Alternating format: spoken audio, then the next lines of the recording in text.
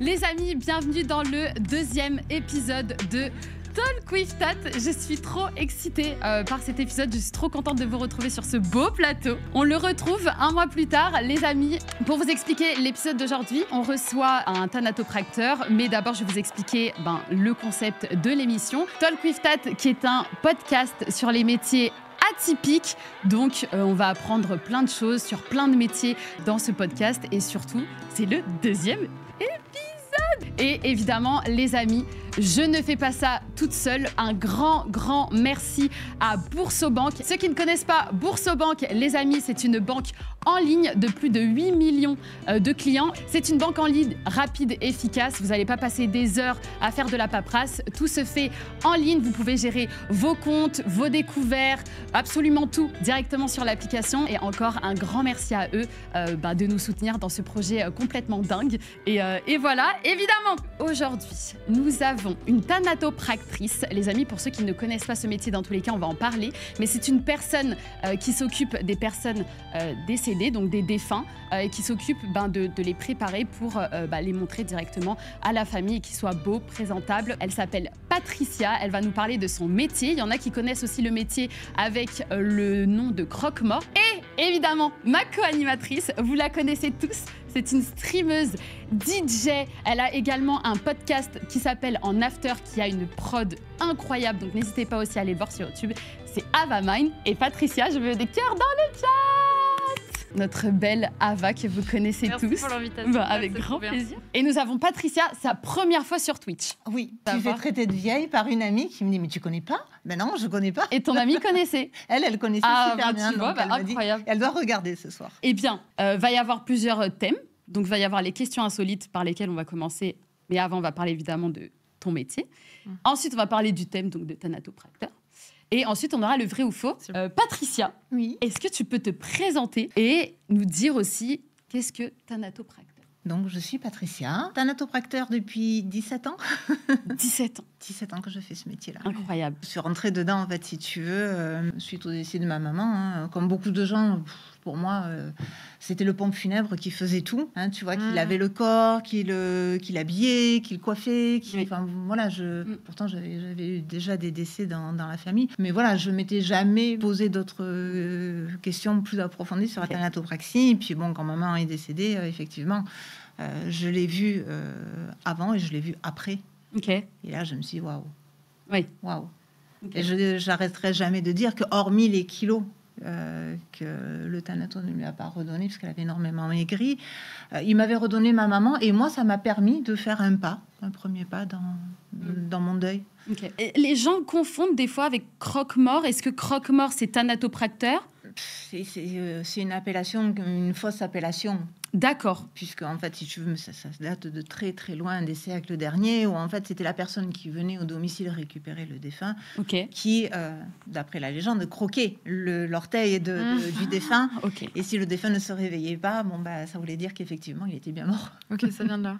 Donc, ça vient de là. Ouais. Je pense que c'est des métiers qui étaient liés, c'est-à-dire après, ça a été vraiment segmenté, alors qu'à la base, tout était... Et en fait, voilà, à partir du moment où tu es dans le funéraire, t'es croque-mort. Est-ce que les gens continuent de dire croque-mort ou pas? Non, quand tu parles de thanatopraxie, on va te dire mais c'est quoi? Oui. Ils confondent un peu, non, oui. Avec des gens qui seraient plutôt dans le médical ou quelque chose. Qui s'occupent des animaux. Ah ouais? Avec taxidermiste. Ah oui. Moi je pensais, tu vois, plutôt à chiropracteur ou un truc comme ça, quand tu sais pas, plutôt un truc qui font craquer un peu le dos, ou les gens qui s'occupent un peu des articulations. Oui. Ça me fait penser à ça quand tu sais pas. Non, moi j'ai plus eu des réflexions, mais tu empailles des animaux. Non, j'empaille personne. T'empailles des animaux. Sauf si on me fait chier, mais autrement non. Ok. Est-ce que du coup tu peux nous expliquer c'est quoi la thanatopraxie? C'est s'occuper des défunts et par le biais de techniques d'injection qui est à base de formaldéhyde, de formol. Ça va se substituer au sang. Donc c'est des injections qui se font par le biais d'une ou de plusieurs artères selon les cas. Et cette injection va se permettre de se substituer au sang. Ok. Et en fait, de ralentir un tant soit peu la thanatomorphose. Alors, thanatomorphose, c'est la décomposition naturelle du corps après le décès. Ok. Voilà. Et t'évalues à combien de entre guillemets, durée de vie par rapport au corps, avec et sans justement, à quel point ça peut rallonger? J'imagine que ça dépend des gens, mais... Alors, ça dépend surtout du moment où on intervient. Mais les jours passent du coup. Les jours passent, le corps continue à se dégrader naturellement. Ça peut être par la chaleur, ça peut être par la maladie, ça peut être par plein de choses, tu vois, ou de certaines bactéries. Et là, je suis en train de penser au tissu gaz et qui fait que... Au quoi? Au tissu gaz. C'est quoi? L'emphysème gazeux, c'est une bactérie qu'il y a dans le corps et qui malheureusement des fois se développe à une vitesse fulgurante et qui fait que la décomposition se fait. Mais la maladie, une fois que tu es décédé, la maladie continue? Les dégâts de la maladie continuent. Ok, je savais pas. Disons que ça va accélérer davantage le processus de décomposition. Ouais. Ah ouais, non, ça je savais pas du tout. Ok. Et du coup, donc le formol remplace le sang. Il va remplacer le sang. Et ça permet de conserver. Si tu veux, nous, on a de par notre processus, il va se diffuser dans tout le corps et ça va se substituer au sang. Il va le remplacer. Le sang va être chassé. Ouais. Donc nous, on va le récupérer par la ponction. On va récupérer les liquides biologiques également. Ok. Donc le sang, le corps va être aseptisé. Donc tu fais donc tout ce qui est remplacement du coup de sang par le formol, le maquillage. Est-ce que tu fais la reconstruction aussi? Ça arrive. Ok. Oui, donc j'en ai fait une il n'y a pas très longtemps. Un monsieur qui avait une tumeur ORL et sa tumeur était ressortie au niveau du nez. Donc j'ai refait un nez. Okay. Oh, c'est dingue. Et du coup, pour faire ça, tu te bases sur une certaine technique, mais c'est quel matériau que tu utilises du coup pour remplacer ces effets sous la main, je vais te dire. Hein? Ce que tu as sous la main. Ah ouais? Oui. Ok. Des pinceaux? En l'occurrence, ça peut être de la cire, ça peut être du latex qu'en général on a dans nos valises. Ok. Voilà, au cas où. Tu vois, mais des fois, même pour des petites plaies, plutôt que de laisser une plaie apparente, je sais pas, sur un visage, un bras, si la personne elle a des manches courtes, etc., on va mettre un petit peu de cire, on maquille un petit peu par-dessus. Et des fois, comme je te dis, on intervient, on ne sait pas ce qu'on va avoir. Hein. On n'a pas les informations. Et des fois, le pompe funèbre, quand il nous appelle pour nous dire, voilà, tu as une intervention à tel endroit sur telle personne, il n'a pas plus d'informations que nous. Ah, vous n'avez pas les informations avant que la personne arrive? Pas toujours. Des fois, c'est surprise. Et même quand tu dis, il t'appelle pour intervenir, c'est-à-dire que toi, tu te déplaces, il ne ramène pas à ton cabinet ou voilà, quelque chose comme ça? J'ai pas de cabinet. En fait, si tu veux, donc moi déjà, je suis indépendante. Ok.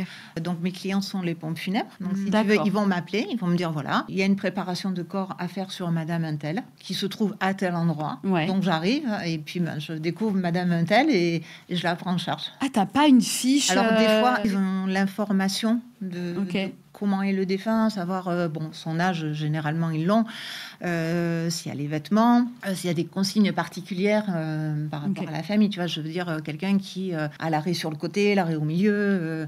Donc tu as des petites consignes, des souhaits, donc des familles. On a des souhaits des familles. Ok, mais des fois tu n'as rien. Et des fois j'ai rien. Est-ce qu'on te donne des photos? Ça arrive. Sauf que les photos qu'on me donne, c'est des photos d'il y a 10, 20 ans en arrière. On me dit, vous pouvez me refaire la même chose. Ah ouais, d'accord. Et on n'est pas magicien. Oui, non, bien sûr, là, pour le coup, c'est... On n'est pas magicien, donc on essaye de se mettre un petit peu à la place d'eux. Ok. Et de dire, voilà, on va essayer de faire au mieux. De faire au mieux. Oui. En général, ça fonctionne bien. Ok. Est-ce que tu as déjà, du coup, refusé le fait de ne pas pouvoir reconstruire un visage ou... Alors, de reconstruire, non. Ok. Parce qu'en fait, les reconstructions, il n'y en a pas tant que ça. Ok. Mais ça peut arriver, des gens qui ont des accidents ou des choses comme ça. Ça peut arriver. Ok.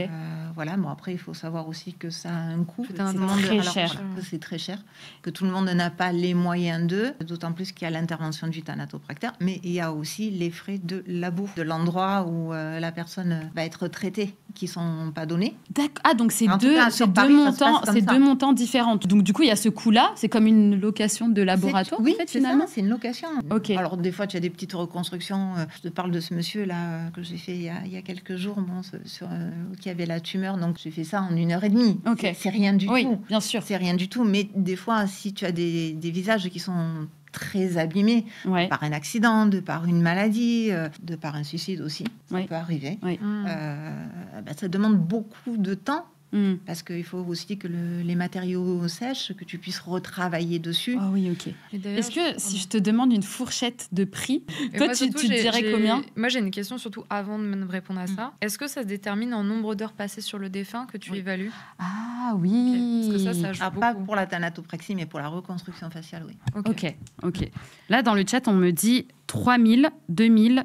400. Que déjà, il faut demander au chat, est-ce qu'ils ont conscience d'un prix d'un service funéraire de manière générale? Parce que j'ai l'impression que là, on parle d'un sujet où peut-être que les gens n'ont jamais été confrontés à ça. Et heureusement, j'ai envie de leur dire, tant mieux, le plus tard possible. Mais en fait, les prix sont bien au-dessus de ça. Pour avoir vu mon papy dans son lit de mort, je l'ai vu reposer en meilleure mine. J'ai vu un vieil homme dormir paisiblement. Vous faites un métier formidable. Merci beaucoup. De Loïc Vision. Merci. Moi, je pense qu'on est proche des 4000 euros, je pense, non? Écoute, le soin de thanatopraxie, moi, je vais le facturer à un certain prix aux pompes funèbres qui, lui, va le facturer à la famille. Ah, donc il y a une marge qui est faite. Voilà, tu en as qui peuvent facturer entre 400 voire 900 un soin de conservation. Après, tu rajoutes à ça tout le reste. Tu vas rajouter le cercueil, tu vas rajouter la cérémonie, tu vas rajouter les fleurs, tu vas la limousine, la location de la limousine pour amener le cercueil. Et inhumation ou crémation, on peut, ça aussi, ça rentre en ligne de compte. Les matériaux du cercueil, par exemple. C'est vrai. Tu vois. Oui, en fonction de si tu fais justement une crémation ou s'il est mis en terre, c'est pas du tout la même chose. C'est vrai qu'il y a ça aussi. Mais du coup, je me pose la question parce que la réalité, c'est qu'il n'y a pas tout le monde qui a les moyens de se payer un service de thanatopracteur.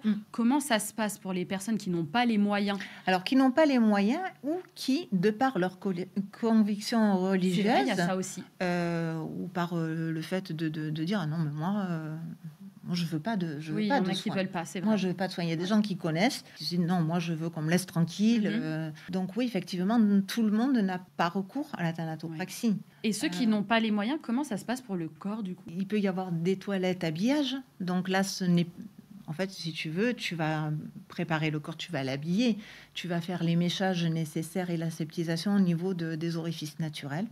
Donc tu les aseptises. Tu vas mécher avec du coton et ensuite on va fermer la bouche, on va mettre des coquilles au niveau des yeux. Il faut savoir quand même que les globes oculaires vont s'affaisser. C'est un peu gore, mais vous enlevez les globes oculaires? Non. Vous mettez en fait, si tu veux, quand on décède, au bout de quelques temps, les globes oculaires s'affaissent. D'accord. Donc ça te fait des yeux qui sont creusés. Et pour pallier à ça, on a ça fait comme des lentilles, en fait, si tu veux. Oui, pour permettre d'avoir le regard opposé. Voilà, ça fait des petites coques qu'on glisse en dessous les paupières et qui donnent ce galbe à l'œil ça fait très joli et qui permettent aussi de garder les yeux fermés. D'accord. Donc, en fait, ces gens-là vont avoir une préparation donc sans injection. Donc, ils vont pas avoir le formol dans le corps. Non. Mais du coup, qui fait que le corps... Ça sera beaucoup plus fragile. Oui, donc il faut que la cérémonie se passe rapidement. Voilà, il faut que les obsèques se passent plus rapidement. Moi, j'ai une question qui rentre là-dedans. C'est quel est ton rapport au corps maintenant? Parce que par exemple, dans tous ces métiers où on a au-delà de la mort, parce que c'est un autre sujet qu'on abordera, c'est vraiment le corps à proprement parler, parce que comme les gens qui travaillent en médecine ou quoi que ce soit, tu vois beaucoup de corps qui sont dans leur plus simple appareil, notamment dans la mort. Le côté où aussi il n'y a pas de répondant, ces gens-là ils ne sont plus là. Est-ce que tu as le même rapport? Est-ce que ton cerveau arrive à te dire que comme ils ne sont plus vivants, le rapport au corps est différent? J'en prends soin. Ouais. J'en prends soin. Pour moi, un corps, c'est précieux. Peu importe la personne que je vais avoir entre les mains, ça reste précieux. Parce que derrière, il y a une histoire, il y a une famille. C'est quelqu'un qui a été aimé. C'est quelqu'un qui va laisser des gens derrière. Ou même des gens qui laissent personne derrière. Mais c'est des gens qui ont compté, qui ont vécu. Donc, même si le geste thanatopraxique reste quand même un geste violent et invasif. Sur quel aspect tu trouves que c'est violent? Au niveau de la recherche artérielle, c'est une incision. J'allais dire, tu trifouilles dedans pour aller chercher ton artère.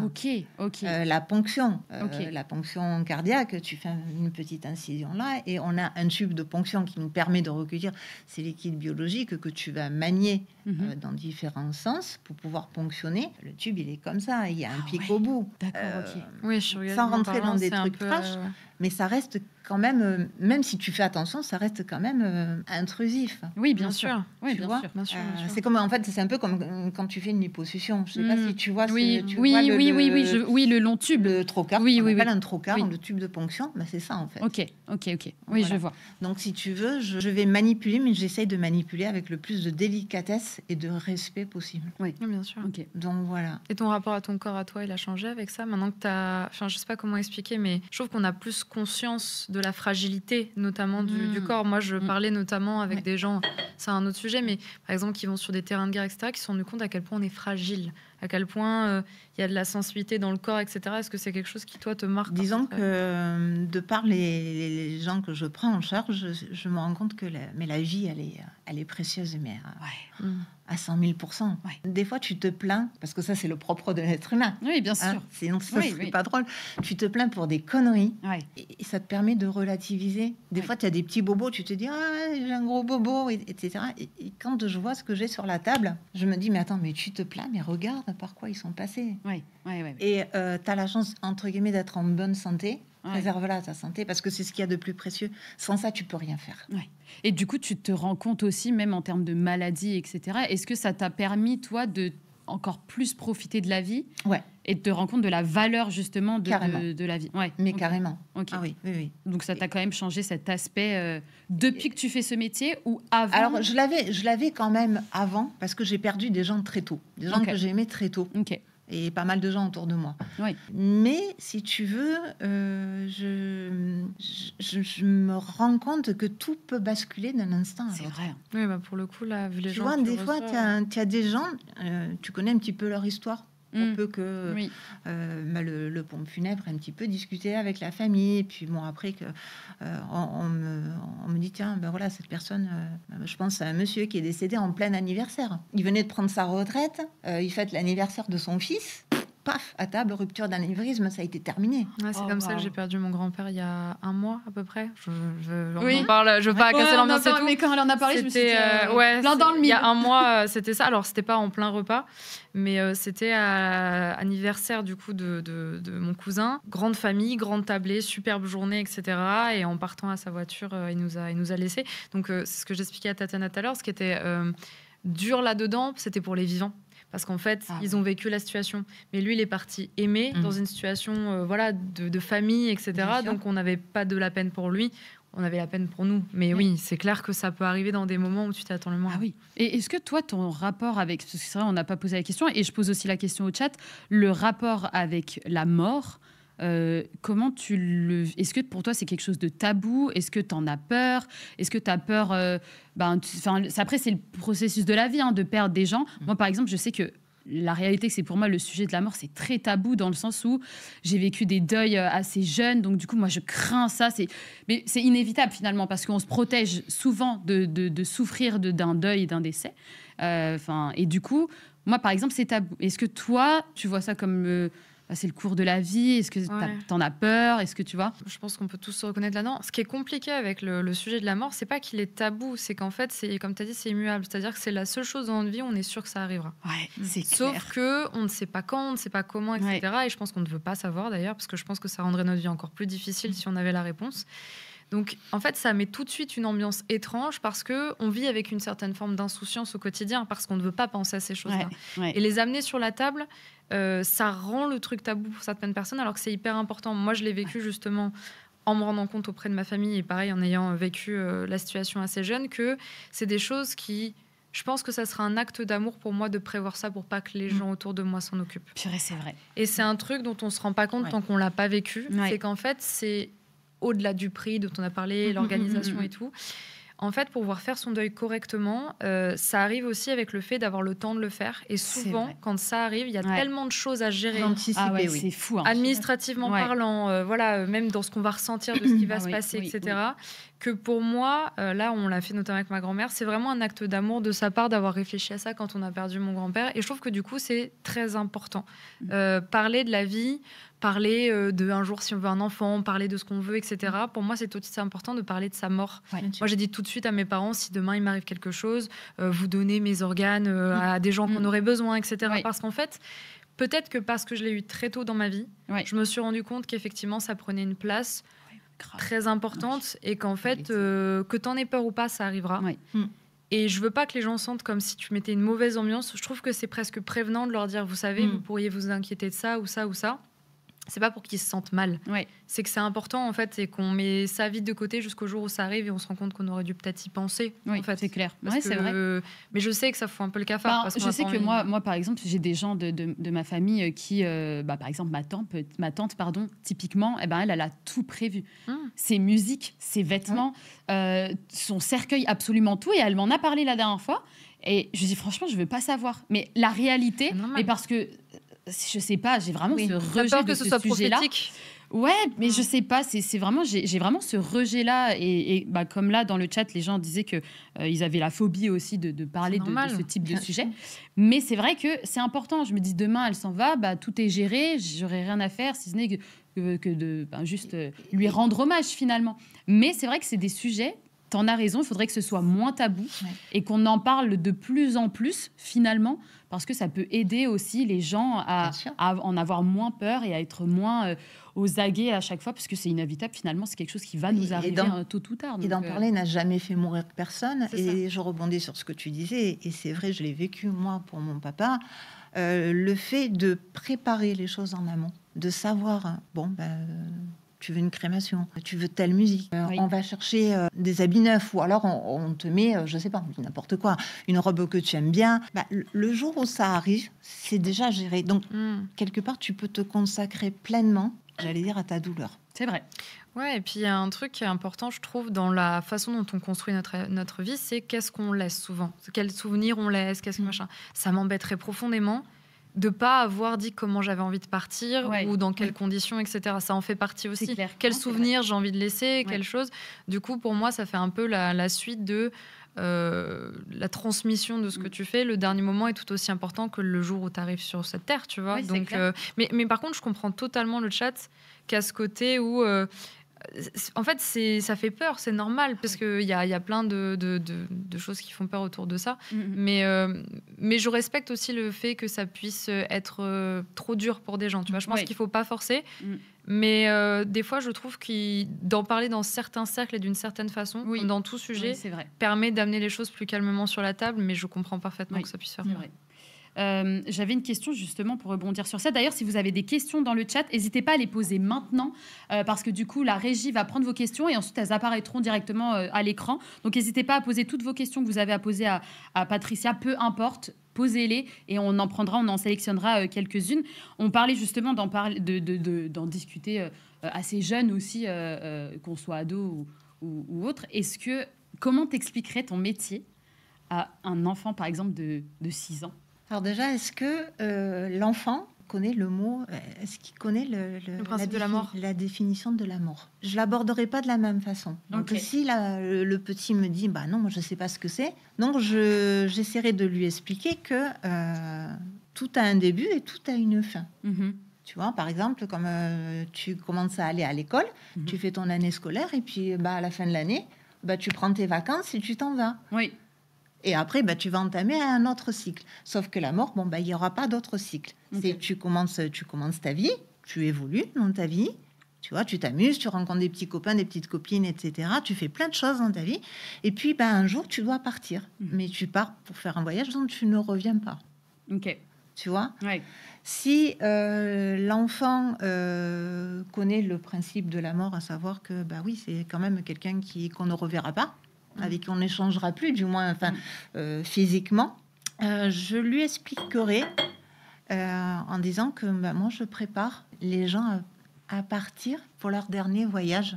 En expliquant que, tu vois, quand tu pars en vacances ou tu pars faire un anniversaire, tu te fais jolie.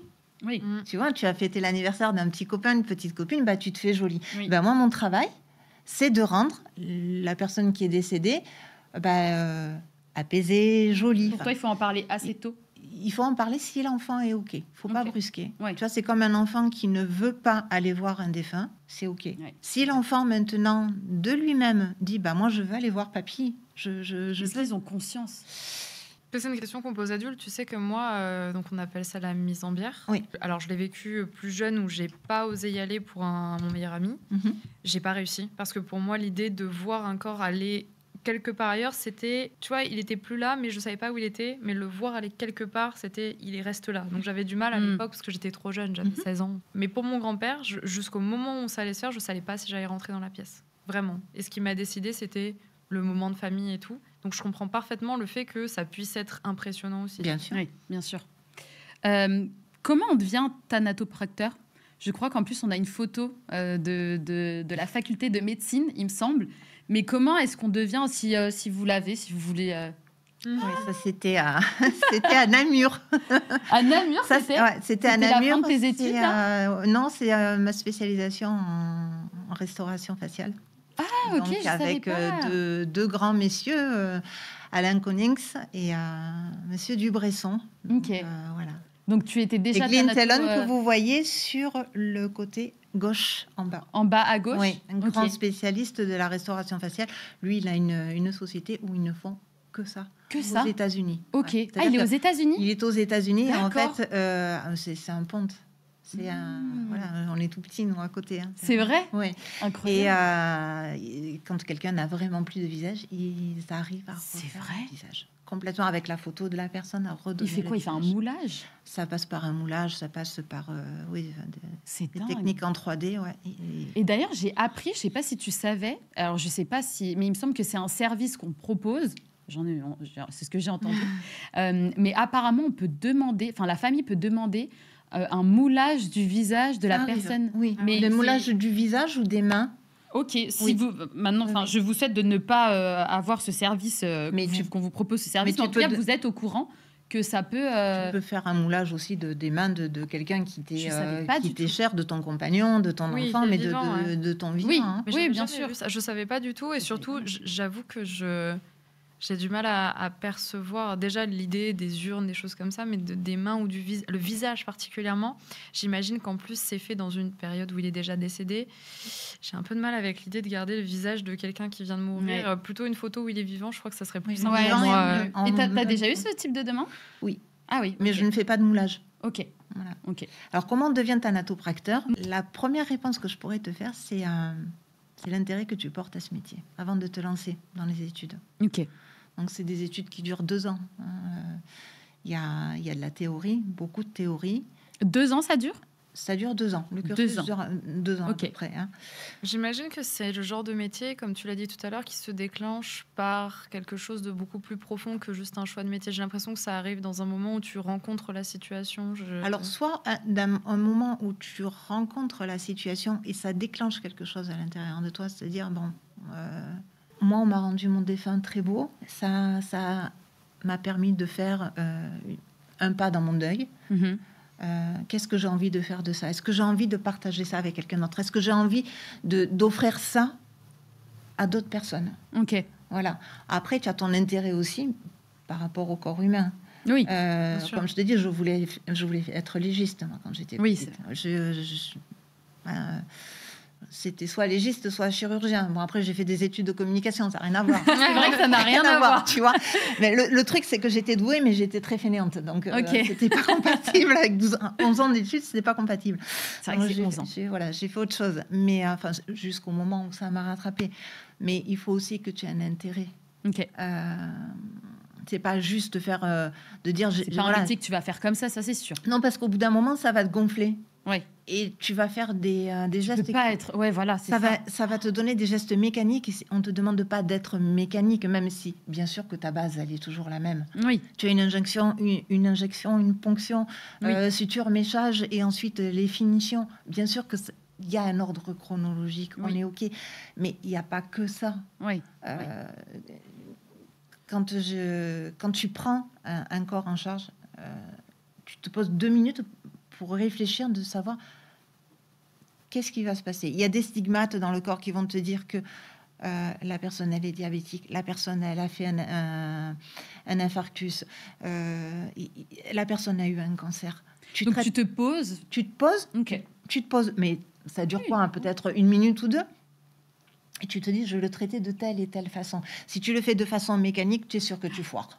Puis même, tu as pas cette sensibilité. Il y a la sensibilité. Ouais. J'ai eu j'ai toujours... Cette personne fait toujours partie de ma vie qui m'a toujours dit que tu injectes 4 litres, 5 litres, 6 litres, que tu doses de telle ou telle façon, la famille, ils en ont rien à foutre. Ouais, c'est clair. Qu'est-ce qu'ils vont voir? Ils vont voir le visage, ils vont voir les mains, parce que bien souvent, on présente les mains comme ça. Oui, c'est vrai. Si c'est pas... ton travail est pas soigné, si tes finitions ne sont pas jolies, même si techniquement c'est bien, Ça se voit en plus. Déjà que c'est Ça choquant se de voit, voir un bien dessin, sûr. je Ouais, trouve. c'est le moment où tu veux. Enfin, je pense aussi, quand c'est la dernière fois, tu essaies d'imprimer cette image dans C'est ta la tête. dernière Donc il faut image. qu'elle soit hyper importante. c'est et elle est soignée, hyper quoi. importante. Donc, en fait, il te faut ce petit truc en plus. Ok. On t'apprend pendant tes études théoriques, mais il y a quand même une grosse partie de médecine légale, d'anatomie, etc. On n'est pas des médecins, surtout pas. Mais quand même, on se doit de savoir un minimum comment fonctionne le corps humain. C'est bien beau d'apprendre des livres par cœur et de réciter. Mais si tu vas pas chercher un petit peu plus loin, Oui. si tu t'intéresses pas aux maladies, à savoir ce que ça fait dans le corps, comment tu peux traiter et proposer des solutions adéquates. Que tu sois thanato depuis 1 an, 2 ans, 10 ans, 20 ans, il y aura toujours des techniques à apprendre. Il y aura toujours à s'améliorer. Et jusqu'au dernier jour de ma vie, j'apprendrai des choses. Et il y aura, même si tu sais bien travailler, si ton travail est correct, il y aura toujours plus haut. Oui. Ouais. Alors, je vais te dire, la perfection n'existe pas, bien évidemment, Oui. mais la recherche peut mener à l'excellence. Oui. Ok. Et si tu n'as pas cette envie-là, C'est vrai. pas la peine. C'est vrai. Moi, ce que je trouvais intéressant, c'est que souvent, vous êtes dans le fictionnel. Je trouve que les thanatopacteurs, les gens qui travaillent là-dedans, sont un peu représentés, tu sais, comme des gens avec des curiosités morbides Oui, ou un peu c'est gothiques, vrai. Oui, ou un c'est peu vrai. émo, etc. Oui, Moi, ouais. quand je me rappelle, j'étais émo, on me disait tu pourrais travailler là-dedans, etc. Même dans les trucs fictionnels. Alors que j'ai l'impression que, au contraire, vous avez beaucoup plus de recul. Et surtout, là où nous, on peut y voir, pour certaines personnes, des croyances, vous avez peur qu'un corps se réveille, vous n'avez pas entendu des morts se réveiller. J'imagine qu'il doit y avoir tout un truc autour de ça. C'est ce qu'on nous dit des fois. Mais c'est Alors rigolo, qu'au mais c'est contraire, c'est beaucoup plus rationnel que ça et on est très très loin de ça dépend de ce qu'on appelle gothique aussi. Oui. Bien C'est sûr. pas parce que tu t'habilles en noir parce que tu aimes le noir Bah oui. que tu es t'es gothique. gothique. C'est pas parce que tu vas te faire les cheveux noirs que tu es gothique. C'est vrai. Je Non, suis c'est totalement d'accord. pareil. Voilà. Mais voilà. Et C'est pas parce qu'on aime les chaussures à plateforme, les amis. exactement. Ok. C'est pas parce que tu portes des docks que tu es Voilà, gothique. exactement. Vous l'avez entendu. C'est bien les docks. C'est vrai. Mais voilà, c'est que des idées reçues. Et oui, alors on est austère, on est triste, Oui. on a des croix, on a des têtes de mort de partout. J'adore les têtes de mort, c'est dit au passage. Mais c'est. Est-ce que ça me définit comme quelqu'un de gothique? Je pense pas. Non. En général, on est des... Et comme tu le disais, à juste titre, on est des gens qui aiment la vie.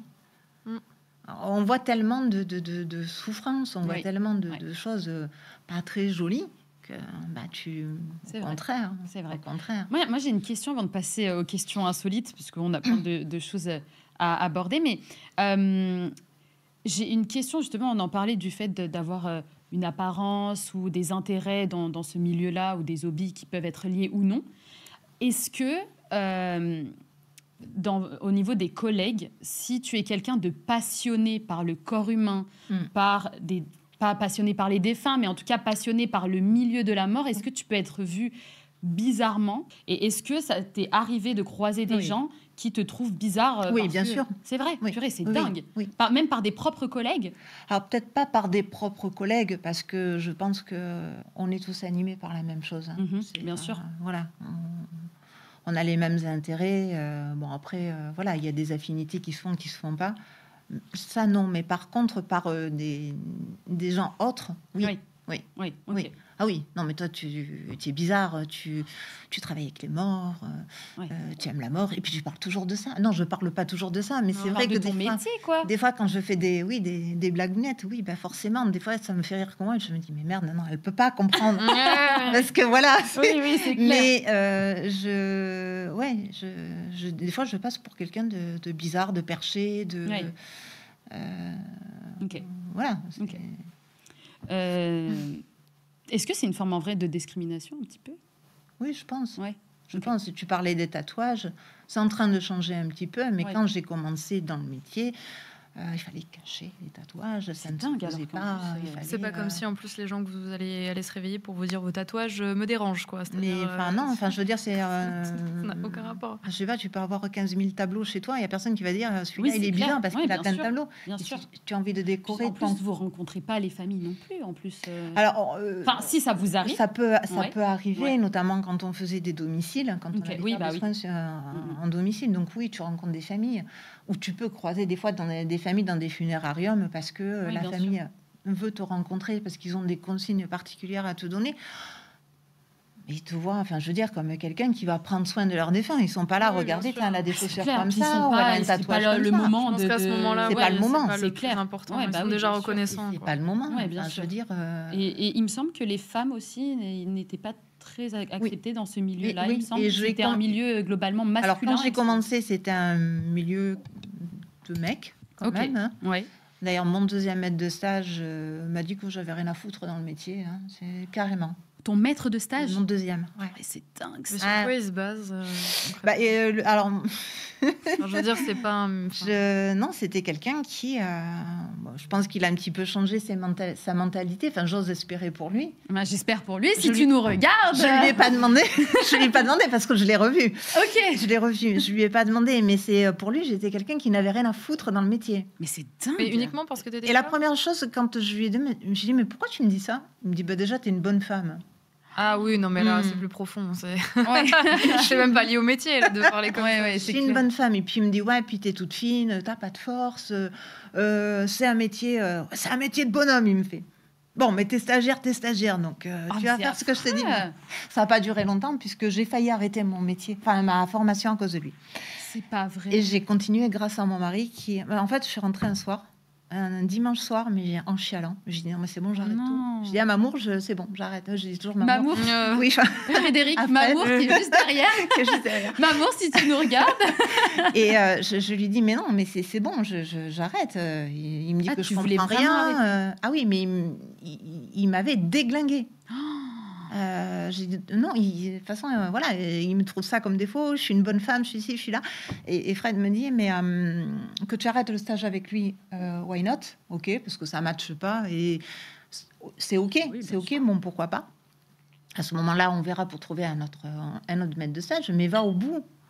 Oui. De ta Parce qu'il faut démarche. quand même savoir que depuis qu'on se connaît, ça fait 20 ans, enfin plus de 20 ans, et il m'a toujours entendu parler de ce métier. Oui. Alors que quand on s'est connus, bon, je ne faisais pas ce métier, mais voilà, donc tout ça pour dire, il m'a dit, mais continue, va jusqu'au bout.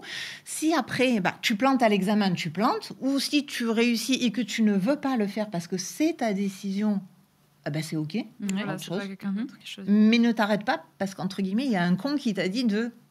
Oui. Voilà. Oui. Donc, bon, j'ai arrêté avec ce maître de stage et puis, voilà, après... Mais au-delà de a ça, continué. tu vois, dans ce que tu dis, je trouve que les mots sont déjà violents envers toi, ou même dans la façon dont ils parlent de la manipulation des corps. Oui. Honnêtement, je préfère 1000 fois, justement, peut-être une femme qui a moins de force sur le moment, etc., mais Oui. qui va faire les choses plus minutieusement que quelqu'un qui a Ah l'air oui. de dire que c'est un truc de bourrin et que c'est une Mais bonne c'est femme. ça, mais c'est Parce que très- sur la table, on est quoi pour lui, du coup? C'est un peu... Exactement, Ugh. exactement. Hein, Ah. voilà, tout à l'heure, je parlais de prendre soin de son défunt. Mhm. Ah, c'est ça. Voilà, que ce soit quelqu'un qui fasse 30 kilos ou quelqu'un qui en fasse 120 ou 150 kilos, comme il y a quelques jours j'ai fait. Mm.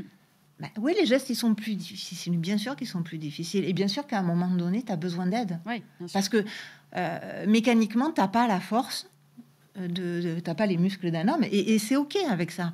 C'est vrai. Mais ton travail, tu peux très bien le faire en étant une femme. Bien sûr, Donc, bien sûr. Est-ce que, juste, la régie, je crois que Jordan, il a laissé le micro ouvert, du coup, j'entends les petites conversations derrière.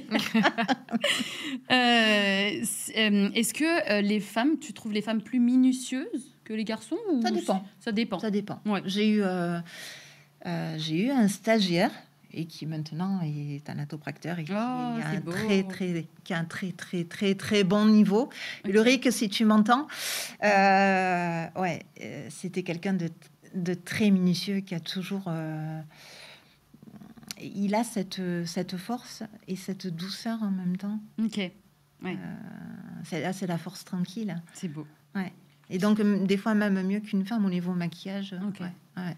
Ok. Ouais, pour moi, c'est comme ce que tu dis dans l'autre sens, c'est que comme c'est juste lié à des compétences, finalement, ça n'a pas trop d'importance, en fait. Surtout que, tu vois, même que ça soit dans le make-up, etc., tu as des hommes qui, justement, même dans la gynécologie, des fois, Ouais, qui sont presque bien plus sûr. doux que certaines femmes. Bien sûr. Pour moi, c'est vraiment une question de compétences, finalement.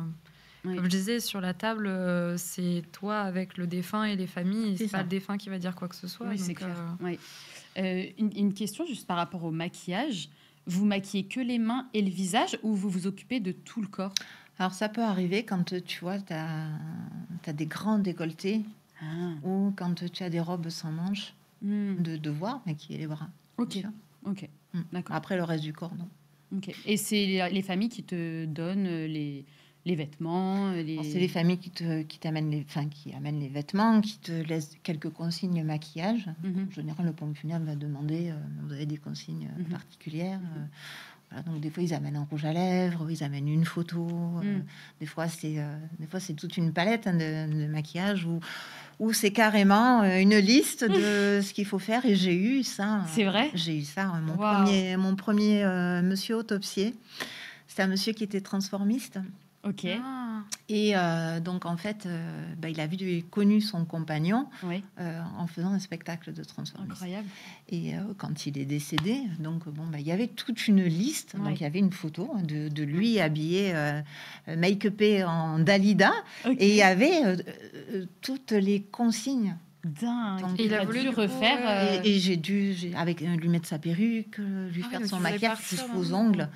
Jusqu'aux ongles. C'est marrant, c'était une question justement vers laquelle je voulais être dans le côté insolite. Oui. C'était quoi les préparations les plus étonnantes que tu as dû faire? Il y a celle-ci. Oui, j'imagine. Il y a du coup. celle-ci. Après, tu as des fois, tu as des robes de mariée. Ah ouais. J'adore. C'est vrai. On dirait des princesses à la fin, c'est trop beau. Eh ben, on va passer aux questions insolites, les amis. Ah C'est oui. parti, mon petit kiki. On l'a posé, t'as fait la bonne transition. non, mais oui, oui, Mais c'est- du coup, robe de mariée. Oui. Tu as des dames qui partent dans des pays africains. Ouais. Bien souvent, elles repartent avec la robe de mariée. C'est vrai, je savais Alors, pas la du robe tout. de mariée quand elles sont mariées, Ouais. mais pour les femmes mariées avec des robes de mariée. Donc, la famille va acheter une robe de mariée. Ouais. Elles sont pas forcément toujours à la bonne taille. Ouais, bah, Ah, oui, ouais. Bon, après, Voilà. si elles sont allongées, bon, ça se voit pas. Oui, derrière. mais ça va, on Elle arrive fait des à... corsets. Oui, c'est Exactement, on arrive à bidouiller et Ouais. à les mettre en place enfin, Ok. pour que la robe tienne bien, tu vois. Ok. Mais c'est un plaisir. C'est Ça, c'est un dingue. plaisir. J'ai eu un moine. Ouais. J'ai eu un moine. Et il était déjà rasé du coup ou- Non, il a fallu que je le rase. Ah, tu as dû le raser du Parce coup. qu'il avait été hospitalisé et Ouais. donc les cheveux ont poussé. Ok. Voilà, donc, Et tu lui as mis la tenue aussi. j'ai mis sa traditionnelle, soutane. tu vois, c'est Voilà, beau, comme, ok. voilà, non, c'est voilà, c'est Ouais. Tu te souviens, enfin, j'imagine que non, parce qu'il y en a tellement, mais le nombre de personnes que tu prépares, entre guillemets, par an ou depuis que tu as commencé, j'imagine là en des non, années. je fais pas c'est le compte. difficile, Je fais pas le compte. Il y a des personnes qui m'ont marqué. Ouais, Il y a des Mais- personnes qui m'ont marqué, mais après. parce que je me rends pas compte par semaine, par exemple, si c'est à quel point vous êtes surchargé ou non. J'imagine que ça des dépend des périodes. phases. Ouais. Des J'imagine que périodes. pendant le Covid, par exemple, ça devait être Ah oui, c'était très difficile. C'était l'enfer. L'été Ah. aussi. Ça arrive, oui. Quand Ouais. il fait très très chaud. Quand Ouais. c'est vraiment des périodes de canicule, oui. Oui. Ok. Ok. Oui. Et on a une question du chat en lien avec ce qu'on est en train de dire, de Green Laker. Mais est-ce qu'il y a des cours de make-up, donc de maquillage, pendant les formations du coup? Alors, on t'apprend un petit peu à maquiller. Hein. Je Ok. veux dire, ton maître de stage va t'apprendre à maquiller et en amont, on a des cours de colorimétrie. Ah. Voilà, donc ça, c'est quand même assez important. Bon, après, Tu as plein de palettes du coup? j'ai des palettes. Plein, je sais pas, mais voilà, j'ai Ouais. du matériel, oui. Ok. Après, on peut pas tout avoir, hein, puisqu'il peut y avoir, comme je te dis, il peut y avoir des demandes, mais jusqu'à mettre des strass sur, Bah oui, oui. sur les yeux, sur des fossiles. ça Et le m'est- make-up qui est utilisé est le même que celui qu'on va voir Non. ou il y a... Oui, non, C'est du autre chose. make-up spécialisé. Oui, ce que j'allais dire. Et du coup, ça, par exemple, c'est quelque chose qui n'est disponible que pour vous ou est-ce que vous achetez ça? Enfin, comment... Parce que je sais que... Dans des magasins, oui, dans des enseignes spécialisées. Ok. Ah oui, donc Ok. il y a des endroits spécialisés Oui. pour Ouais, ça. ouais. Ok. Donc oui, on apprend. Ouais. On apprend à maquiller. Alors faire un maquillage de base, je veux dire que ce soit un monsieur, parce que bon, quand même, hein, Oui. on n'est plus pâle. Quand, Oui, bien sûr. voilà. Oui, Donc, à redonner bonne mine, à faire quelque chose de très naturel. Après, sur une dame, que ce soit quelqu'un de jeune, de moins jeune, Oui. on va apprendre pendant la formation, enfin, et avec le maître de stage, normalement. Je dis normalement. Hein, pas donc, celui-là. Non, pas celui-là. Si tu nous regardes encore. Faut dû lui dire, le maquillage, c'est un truc de bonne femme, pourtant. Bah, Exactement. Il maquillait pas beaucoup. Une autre question du chat en rapport, il me semble, avec... pour une thanatopractrice, quel est son rapport à la vie de manière philosophique ou religieuse? Vu qu'on parlait de moine, du coup, aussi... De manière philosophique, je dirais, je l'ai dit tout à l'heure, la vie elle est précieuse. Pour moi, c'est un joyau. Tu te lèves le matin, c'est un nouveau jour qui commence. Donc, tu as tout à écrire. C'est vrai. Voilà. Et peu importe si tu as mal au dos, parce que ça c'est courant chez nous. Si tu as mal au dos, si tu es fatigué, si tu as mal aux pieds, si tu as le cheveu de travers ou je ne sais quoi, allez, c'est bon quoi. Ta vie, elle est précieuse. Tu as tes 2 pieds, tes 2 jambes, tu es en bonne santé. Tu te lèves et puis on verra bien ce que la journée, là où la journée va t'amener. Donc, c'est un cadeau. Pour moi, la vie, c'est un cadeau. Oui. Et surtout, la vie des proches. Oui, c'est vrai. Voilà. Après, de manière religieuse, alors, comment te dire, je ne suis pas baptisée. Je ne suis pas religieuse. Je crois en quelque chose. Alors, je crois en Dieu sans forcément lui parler. Oui. C'est assez c'est très paradoxal Tu crois ce que en je veux quelque dire. chose. C'est la différence entre agnostique et athée, je crois. C'est ça, c'est qu'il y en a un où justement tu penses qu'il y a potentiellement quelque chose. Ouais, je crois en Dieu. Je suis pas une grenouille de bénitier, mais voilà donc. Quelle que soit la religion et peu importe comment on va pratiquer, on va pratiquer les soins sur les défunts. Bien sûr. Chez les personnes de confession israélite ou musulmane, c'est pas des soins, c'est autre chose. Mais c'est quelque chose qu'on doit faire avec amour et avec respect. Bien sûr. Voilà. Bien sûr. Ok. Ça répond à la question. Oui, si, c'était ça. Est-ce qu'il t'est déjà arrivé de ressentir une présence pendant ton travail un peu type On disait tout à l'heure. paranormal Non. Jamais. Non. Ok. Non. En 17 ans, ça t'est jamais arrivé? Alors, en ce qui concerne le défunt, non. Ok. En ce qui concerne mes croyances. Ok. Et le fait que j'ai mes petites étoiles Alors, mes petites étoiles, c'est mon papa et c'est ma mère. Ok. Voilà, donc des fois, je sens, je sais pas, je me dis, ils sont là. Ouais. Voilà. Ok. Ils sont Mais là. Donc, ça va bien se passer. Aux défunts, non. Et même sans une ambiance paranormale, par exemple. Oui, bien sûr. J'imagine qu'il y a des choses où tu apprends des choses sur certains défunts. Oui. Je pense notamment à certains cas particuliers. Je ne sais pas si tu t'occupes d'enfants, de choses comme ça. Ça m'est arrivé. Je pense que... Est-ce qu'il y a déjà eu des cas où vraiment l'ambiance était lourde Oui. pour toi? Travailler sur un enfant, comment te dire, le silence fait énormément de bruit. Je ne sais pas comment le dire autrement. Ok. Il y a quelque chose de... on dirait que tout est en suspens. Tout est minutieux. C'est petit. C'est petit. On n'est pas dans la logique des choses. Ouais, bah Oui, c'est ça. Tu vois, je ne dis pas que de perdre son père, sa mère, son frère, c'est quelque chose de logique. Je veux dire, quand c'est le tien, bon, merde, ça fait mal, quoi. Ah bah oui, c'est clair. Mais quand c'est un petit, ça n'a pas de sens. Ça n'a pas de sens. Un petit qui sort d'un hôpital, qui a connu que les hôpitaux. Là, je pense à une petite fille qui est décédée il n'y a pas très longtemps et qui a connu que les hôpitaux. Merde, quoi. Oui. Ouais. Merde. Et ça fait sens dans ce que tu dis sur le silence aussi, c'est que les enfants, c'est plein de vie, c'est bruyant, ça bouge, etc. Donc d'avoir un enfant devant toi dans ce silence-là, j'imagine qu'effectivement... Tes gestes seront les mêmes, mais... je dirais pas que c'est plus lent, mais c'est plus... Sacralisé peut-être. Ouais, c'est plus sacralisé. Ouais. Je comprends. Est-ce que, c'est une question un peu insolite, mais est-ce que, sais-tu s'il est déjà arrivé qu'un corps se réveille à la morgue? Ça, c'est des on-dit. C'est vrai. Des croyances. Oui, alors ça a été dit, oui, on a retrouvé des griffures derrière les cases réfrigérantes. Non, il se réveille pas. Est-ce que c'est possible? Non, c'est impossible. Non. Déjà, je vais te dire par rapport à plusieurs choses. Déjà, il y a un médecin qui va venir constater le décès de la personne, Ok. qui va signer un certificat de décès. Mm.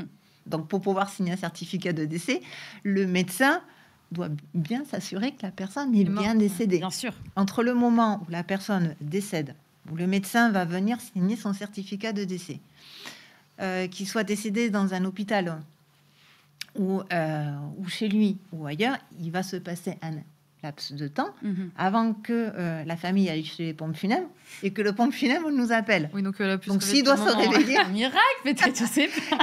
et avec ce qu'on leur fait, ils peuvent pas se réveiller. Ok. C'est ce que j'allais dire, C'est vraiment que, ouais. impossible. C'est impossible. Que, je sais pas. Mais surtout s'il est encore... Alors, par un miracle absolu, il est encore Ouais, vivant. À un partir du miracle. moment où tu fais du coup cette première incision, tu commences à changer, ça le tue. Ah bah oui. Ah bah oui. bien sûr. Donc oui, bon, tue. pas de Donc chance, voilà, mais c'est il pour fallait ça. se réveiller avant, quoi. oui, c'est vrai. Ah non, clairement. Une question insolite du chat qui va s'afficher. De Barberousse, combien d'outils ont-ils pour faire leur métier et peut-elle nous les présenter? J'ai une photo. En plus, j'ai une photo, très bonne question. Il n'est pas briefé, hein, Barberousse. J'ai une photo normalement de tes outils que tu m'avais Les envoyés. instruments, oui. Oui. Donc, Oui, il y a- pardon. C'est vrai que j'avais dit C'est pas des outils, outils, c'est c'est des des instruments. pardon. Non, mais c'est pas grave. Hein. Donc, tu vois, ce qu'il y a dans la boîte, c'est les piquants tranchants. C'est les aiguilles, mes bistouris. Donc, il y a différentes aiguilles. Tu as des aiguilles pour la bouche, des aiguilles pour la suture, pour les sutures au niveau des artères, c'est pas les mêmes. Tu as des serpentines, voilà, donc qu'on utilise pour les corps autopsiés. Ok. C'est des aiguilles Donc, qui tu sont utilises beaucoup plus tout grosses. ça. Puis après, tu as des pinces canules, des pinces à mécher, des crochets, des séparateurs, des Diefenbach, des ciseaux, des clans. Voilà, il y a tout ça. C'est Ok. une toute petite partie. Est-ce que tu travailles dans le silence? Ça dépend. Ouais. Ça dépend. Ouais. Si ça arrive des fois qu'on se retrouve avec un collègue dans le même labo, bah, on parle. Oui, ok. On parle de Bien nos sûr. vies. Voilà, qu'est-ce que tu as mangé? Tu es parti en vacances? Oui. Ok. Mais comme des chirurgiens qui opéraient de toute façon, voilà. qui discutent, quoi. Ça m'arrive des fois de travailler dans un endroit où on me met de la musique. Oui. Mais ça, c'est J'aime génial. bien. J'adore. Et tu te mets toi-même de la musique? Non, Jamais. non, parce que Ah je ouais. travaille avec mon mari, donc on se parle. Ah oui, donc tu n'es pas dans le Donc on silence, se parle. tu n'es pas Mais dans- ça m'est arrivé certaines fois voilà, de mettre. de mettre. Là, si tu devais choisir une musique à mettre pendant. Ça un dépend soin. du mood du jour. Ok, Ouais. ok. Ça peut. Bon, je suis une très grande fan de Christophe Willem, donc forcément, ok. forcément, Ok. je vais me mettre du Christophe Willem ou du Jennifer, mais ou du Jean-Jacques Goldman. Ok. Voilà. Ok. D'ailleurs, c'est pour ça que j'ai appelé mon compte juste après la vie. Oui, c'est vrai que ton compte Instagram. Alors, voilà. Son compte Instagram, compte c'est Je juste l'ai après appelé la juste vie. après la vie. C'est vrai. Jean-Jacques a une chanson qui s'appelle Juste après. Oui. Et dans le clip de Juste après, alors c'est l'histoire d'une infirmière qui va sauver un petit garçon, un petit enfant qui naît. Oui. Et ce petit garçon, il naît sans vie. Ok. Et elle va tout faire pour le ramener à la vie. Ok. Et à un moment donné, on voit l'horloge qui part dans le rouge parce que le temps, il s'égrène. Oui. Et au plus le temps s'égrène, au moins il a de chances de vivre. Et elle va jusqu'au bout Ok. et elle arrive à le sauver, ce petit. Ok. Et qu'est-ce qu'elle peut bien faire juste après ça? Ok. Je travaille aussi dans l'urgence. Ok. Et même dans les cas où c'est super difficile, Ouais. j'essaye au maximum de dire je vais faire quelque Ouais. chose. Quoi. Est-ce que tu leur parles? Ça arrive. C'est vrai? Ouais, Ok. ça arrive. Ok. Des fois, quand je les habille, Ok. je leur dis attendez, vous allez me donner un petit coup de main quand même. Ah, Ouais, ok. voilà. Ah, c'est beau. Hein, ouais. je vais vous faire toute belle. Ouais. Voilà. Ok. Maintenant, vous allez. La dernière fois, j'ai dit quelque chose à un défunt, c'est vous allez pouvoir vous reposer en paix maintenant. Ah, c'est beau. Mm. Ouais. Voilà. C'est beau. C'est beau, c'est beau. Est-ce que vous avez déjà rêvé? Est-ce que tu as, déjà rêvé d'un défunt? Oh, ça m'arrive. Ah non, ouais. mais pas de défunt que j'ai fait. Ouais. Mais là, c'est là qu'on va dire que je suis perchée. Mais c'est pas grave, j'assume. Quand je pèse mes mots, mais je le dis et j'assume pleinement. Quand Ok. je suis en manque de thanato, parce que je suis en manque de thanato. C'est vrai. Oui. Oui. Bah, c'est une passion. Mais je comprends, Moi, oui. je comprends C'est totalement. c'est une passion. Et tu sais, des fois, on a des périodes qui sont calmes, Ouais. où tu pratiques moins. Ouais. Où ça m'est arrivé aussi de ne pas être trop sur le terrain, puisque j'avais des employés avant. Me consacrer plus à l'administratif, que je déteste. Qui aime l'administratif mon dans mari. le chat? Moi, pas moi, je suis pas sûre. Mais oui, de rêver de défunts où j'allais faire des soins, mais mes défunts n'ont pas de tête. Ok. Donc, Juste, ça tu doit- rêves de faire des soins. Je rêve de faire des soins, mais alors c'est des situations mais complètement loufoques. Ok. Et en plus, je m'en souviens de Oui. mes rêves. Ok. Et voilà. Mais mes défunts n'ont pas de tête. Donc, Mais ça me choque pas parce que je pense qu'on rêve tous un petit peu de notre boulot aussi, ça nous arrive et vu que c'est le tien et que c'est ton quotidien. Puis en vrai, moi je suis pas spécialement choquée que tu aies un manque de quelque chose parce que comme tu es passionné et que c'est Oui. quelque chose qui fait du sens humainement pour toi, bah, quand tu le fais pas, je sais pas comment toi tu le vis, mais moi j'ai l'impression que je suis en attente de faut que je serve à C'est quelque clair, chose quoi. c'est ça. J'ai envie C'est ça. que ah je oui, sois non, mais utile. c'est ça. Ouais, je suis d'accord. Exactement. Ouais, je suis d'accord. Ouais. Donc, ouais, moi, je comprends. Quand t'es passionné. Et c'est beau même. C'est-à-dire que tu es tellement passionné que tu peux même en rêver d'être en manque de. Ah oui. Et surtout, de- pour moi, il n'y a rien de plus humain que de vivre des choses dans des moments forts pour les gens. Ouais. Ça en fait partie. Il y a plein de... Tu vois, il y a des gens, ils disent, tu vois, à l'hôpital, l'accouchement d'une femme ou tu vois, tout ce qui est lié à la santé de manière générale. C'est un peu des moments qui te ramènent, comme tu as dit, au basique de la vie. C'est-à-dire qu'on vit notre vie dans notre société, on a nos envies, nos projets, nos trucs, puis il se passe des choses où quand la santé est là ou elle n'est pas là, ça te remet un peu les choses à zéro. Et du coup, je trouve que c'est très humain d'avoir envie d'être là dans un moment important pour les autres ou dans un mort, de vouloir le faire, ça te reconnecte beaucoup plus au réel et au vivant, malgré que ce soit du coup dans un contexte de mort. Il tu faut vois. être très humain pour faire ce Ouais. métier. C'est vrai. Il faut aimer l'humain. Oui. Oui, c'est vrai. Est-ce que il y a des séries ou des films qui te gonflent? Tu te dis, oh, Je suis pas série. Je suis pas tu du sais pas tout. série. Je suis Ok. absolument pas série. Ouais. Ou The Assistant Mais Mortuary. tu sais que j'allais poser la question. Si on peut mettre un extrait en attendant que Ava pose la question du jeu The Assistant Mortuary, juste pour lui montrer. Il y a un jeu qui existe ouais, d'accord. de ton métier. Bah, alors, c'est dans le côté horreur parce qu'il se passe plein de Oui. choses dans le cabinet, etc. Et du coup, ça pourrait être très drôle à l'occasion de savoir quelle est la part de réalité du jeu par rapport à la fiction. Alors, toute la partie évidemment ésotérique est complètement oblitérée, mais sur la partie vraiment technique pure et dure, Ouais. parce qu'on est là, Mm. on fait des choses sur un patient, Oui, on a à quel l'impression, point ouais. c'est réaliste Ouais. par rapport à ce que tu fais. Si on peut avoir un extrait pour te montrer ce jeu. Je connais Je l'ai fait récemment. Ça arrive. Ça arrive. C'est un jeu qui est vraiment là pour... voilà, le contexte du métier est vraiment là pour faire peur. C'est juste que ça se passe dans un cabinet. Tu es censé faire ce métier-là. Oui, et t'es t'as des censé, gens- exact. En fait, t'es thanatopracteur, en gros, enfin, Ouais. dans les grands. Et d'un coup, il se passe plein de choses, quoi. C'est ça. Et en gros, là, donc, tu as une personne Oui. décédée, donc tu dois voir ce qui se passe. Et en fait, là, tu vas voir que tu vas avoir des choses à faire Tu au notes, niveau. ouais, Là, tu notes. si elle a des plaies, si elle a des choses, etc. Après, tu as des outils. Et il y a justement ce fait de remplacer le sang, de voir se Là, on voit pas déplacer, de. etc. Si vous pouvez un peu avancer la vidéo, voir le moment où on utilise les instruments. Là, En tout cas, voilà. ils reviennent, ils cherchent.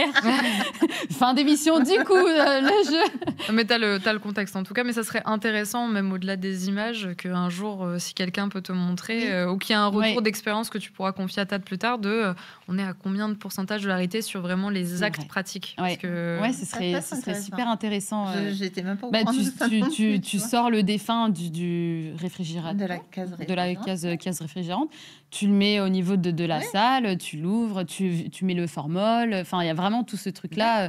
T'as le mais prochain on va- Soul on Gold va- d'Halloween de l'an prochain, vous le faites c'est ensemble en live. clair. et on saura à C'est quel clair, point mais c'est clair. Ce sera ton premier jeu, premier live Allez. tweet, premier jeu. On va faire il me semble qu'il y avait une question insolite du chat. Ah ok, j'ai déjà. Ah oui, c'était ce que t'en rêves, mais du coup je l'ai posé. Est-ce que tu te souviens de ta première intervention? Oui. Ouais. Ah oui. Ça t'a choqué? Alors, ma toute première intervention, c'est le jour où j'ai passé mon examen. Oh sérieux? Et oui. Donc, en fait, si tu veux, tout à l'heure, tu me demandais comment on fait pour devenir thanatopracteur. Je pense que j'ai pas eu le temps de finir ma réponse. Donc, tu as cette partie théorique et la partie pratique. Ok. Bon, à l'époque, il fallait faire plus de 100 soins accompagnés de 1 mètre, voire 2-3 mètres de stage. C'est bien d'en avoir plusieurs parce que tu vois différentes façons de faire. Bien Donc, sûr. c'est très intéressant. Et ensuite, tu passes ton examen. Maintenant, comme je te dis, il y a un numerus clausus avec un concours national. Si tu es dans les 50 premiers, tu es habilité à pouvoir commencer ta pratique. Ok. Pratique qui est descendue à 75 soins minimum avec 1 mètre de stage. D'accord. Ce qui est très peu. Ce qui est très, très peu. Bon, peu importe. Ok. Et donc, tout ça pour dire que, j'ai eu un premier maître de stage. Je suis restée 1 mois et demi avec. Donc, il tombe malade, il me bifurque sur le deuxième. Le deuxième, ça s'est très, très mal passé. C'est ce fameux. C'est Encore là. Et ce fameux, donc, je me suis arrêtée le temps voilà. Entre-temps, j'ai reçu mes résultats qui étaient positifs. Et ma convocation, ma convocation a passé la pratique. Sauf que ça faisait 3 mois que je n'avais pas, d'accord. entre guillemets, Oui. mis les mains dans le Ok. cambouis. Et là, va te trouver un maître de stage. Donc, on s'est débrouillé pour trouver un maître de stage par un pompe funèbre que je connais, qui m'a bifurqué sur une entreprise où j'ai travaillé. Et donc, cette fameuse maître de stage qui m'a dit clairement, écoute, tu fais ce que tu peux. Moi, je n'ai pas le temps. Ah, ok. Et du coup, c'était un vrai moment de thanatopraxie, du coup je suis partie en stage avec elle pendant 3 semaines. Normalement, tu dois être accompagnée d'un maître de stage le jour de ta pratique. J'y suis allée toute seule, sans matériel. Donc, c'était quelqu'un... C'est pas vrai. C'était quelqu'un de Lyon, d'un pompe funèbre de Lyon, qui avait amené du matériel. Donc, avec un matériel que je ne connaissais pas. Et avec un corps, donc... un vrai corps, parce qu'on travaille sur des... Ouais, voilà. bien sûr. Mon tout premier, le jour de l'examen, de A à Z.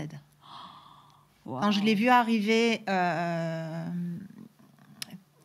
c'est super important ce que je vais dire pour la suite, mais je vais t'expliquer pourquoi. Quand j'ai vu le plateau arriver avec la personne, moi j'ai vu un tas. Ouais. Donc c'était quelqu'un de très corpulent. Ok. Le drap était imbibé. Et c'était jaune fluo en dessous, ce que j'avais. Donc, c'est quelqu'un qui était ictérique, qui avait une maladie du foie. Ah, d'accord. Qui devient jaune. Ok. J'ai les larmes qui sont montées, mais vraiment. Oh, waouh. Et je me suis dit, ma grande, de toute façon, tu y es. Ah, ouais. Donc, t'as pas le choix. Oui, fais au mieux. Maintenant, tu y vas. Tu vas pas partir. Ah oui. Donc, il n'y avait que toi, en plus, pour le préparer. Donc, j'ai soufflé, et puis je me suis dit, on y va. Et là, j'avais 2 examinateurs qui étaient là. Mais en plus, la pression. Mais oui, t'as les quand tu passes ton examen, on est 2 examinateurs. Ah oui. Donc, plus quelqu'un, un ponte de la thanatopraxie, dont je t'ai envoyé la photo, qui venait ce jour-là. Et je me suis dit, les 2, plus l'autre qui arrive, waouh. Mais bon, qu'est-ce que je fais ? Propose, allez, réfléchis pas, vas-y. Enfin, si, réfléchis, mais vas-y. Et j'ai fait, et si tu veux, on m'a posé des questions. Pourquoi tu fais ça, machin, etc. Et j'ai fait bien, sans m'en rendre compte que je faisais bien. Parce que j'étais tellement, si tu veux, j'étais merde, quoi. Enfin, je sais pas, tu vois, je suis bien là. sûr. Je suis toute seule. Je suis toute seule, tu vois. Ouais, c'est pas mon matériel. Voilà, Et d'ailleurs, un des examinateurs m'a dit, mais c'est votre premier soin aujourd'hui ? J'ai dit oui, de A à Z, oui. Ok. Positif. Okay. Bon, l'examen se termine. Je vais ranger donc mon défunt avec l'agent de la chambre mortuaire qui me dit, ce soir, tu vas pouvoir savrer le champagne. Je dis, mais pourquoi tu dis ça ?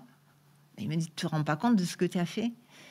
Et en fait, si tu veux, je te parle de ça parce que j'ai envie de te dire que si vraiment tu as envie de le faire, ce métier, si vraiment tu as envie si c'est vraiment ta passion, même si on te met plein de bâtons dans les roues, à un moment donné, tu en sortiras quelque chose de bon. Et je me suis accrochée. Ouais. Et puis, je suis devenue celle que... Voilà. C'est fou. C'est dingue. Celle que je suis aujourd'hui. C'est une belle histoire. Et puis surtout, je pense qu'au-delà du fait que tu as été très forte dans ce que tu as accompli ce jour-là, parce qu'apparemment, ils avaient l'air d'être surpris dans le bon sens, voir quelqu'un qui vient justement sans forcément ses outils, qui n'a pas forcément son maître de stage, et qui est quand même là, qui se présente, qui y va, qui n'hésite pas, je pense que là, la question que tu posais au début de est-ce que tu as vraiment envie de faire ce métier-là, ils l'ont vu directement avec toi. C'est-à-dire que tu es déterminé. Et ça, c'est déjà beaucoup. Et en fait, après, tu as tes résultats quelques mois après, parce que tu ne les as pas de suite. Et puis, il y a une inscription au journal officiel avant de pouvoir être habilité à exercer. Oui, bien sûr. Donc, il se passe encore du temps. Oui. Et donc, après, je me retrouve embauchée dans une entreprise où on me dit, vas-y, maintenant, tu es sur le terrain, vas-y. Et t'as ton premier domicile. Ah, purée, oui, c'est vrai. Et t'as ton premier domicile. Aussi. Et c'est des gens, ils sont pas commodes. Oui, d'accord, ok. Comment je fais ? Mais en plus, quand tu vas à domicile, t'es vraiment... Est-ce que c'est la photo que tu m'as envoyée avec tous tes outils ? Tu sais, tu as une valise, etc. à domicile. Oui, je vais avec tout ça. J'ai une photo aussi, si vous voulez voir à quel point elle est... Je suis chargée. Moi, tu es chargée. Il y en a une aussi avec la valise, je crois, derrière...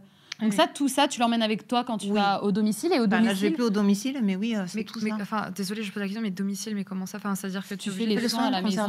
Mais du coup, il n'y a pas ce que tu disais tout à l'heure, le remplacement du sang et tout ça. Du coup, et tu le fais là-bas ? Tu prends aussi la machine. Oui. C'est mon bocal. Comme je te dis, on ne fait plus de soins à domicile aujourd'hui. Ah, c'est interdit ? C'est pas que c'est interdit, c'est que la législation, elle est telle que il faut que le défunt repose dans un lit médicalisé. Il faut que la pièce fasse 10 mètres carrés. Il faut qu'elle soit aérée d'une fenêtre de temps. Il faut que les murs soient bâchés. Tu me vois arriver dans un thanato avec le... non, bien sûr. Et ensuite, tu signes une attestation comme quoi tu t'engages ta responsabilité à avoir bien désinfecté, etc., etc.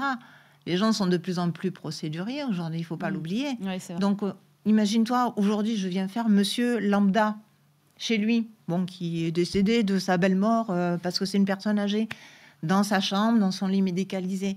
Son épouse qui va rester 2-3 ans, elle remet son lit, elle dort dans cette chambre, et comme par hasard, elle déclenche un cancer du poumon. Il y a quelqu'un qui est procédurier dans la famille, mais attendez... Papa est mort dans cette chambre. Ça n'a pas été désinfecté. Moi, j'ai l'attestation qui morfle le thanato. Et ça, il n'y a plus personne qui veut le faire. En tout cas, sur Paris. Je vais te dire, en Corse, chez moi, on ne se pose pas la question. Les soins, tu les fais à domicile. Bien sûr. Tu ne vas pas prendre le corps dans un petit village, lui faire 80 bornes alors que les kilomètres, le temps se mesure en heures et pas en kilomètres. Oui. Pour ensuite le ramener. C'est pas vrai. Tu les fais à domicile, la personne, elle reste à domicile, tu fais une veillée. Oui, c'est vrai. Mais c'est étonnant parce que moi, de mon point de vue, sans y connaître, là, j'ai l'impression que du coup, ce qui est devenu très procédurier, c'est plutôt quelque chose de négatif pour vous. Moi, dans ma tête, je me disais, tant mieux que ce soit interdit, ça arrive des dérives, etc. Et puis vous avez un espace de travail qui est plus simple, peut-être. Tu as un espace de travail qui est plus simple, oui et non, parce que tu as des installations qui sont pas forcément... tu sais, des fois, tu as des lits qui sont très, très bas et des personnes, qui sont dans des positions tout recroquevillées. C'est pas toujours évident. Oui. Mais tu avais quand même ce contact avec la famille. Ah oui, tu vois ça. Moi, j'aurais l'impression que... Alors, d'un côté... Toi, tu vois ça comment ? Moi, j'aurais eu tendance à me dire que c'est plus simple de faire ça dans un endroit qui est neutre qu'un endroit où il y a la famille, avec sa propre détresse, ses propres émotions.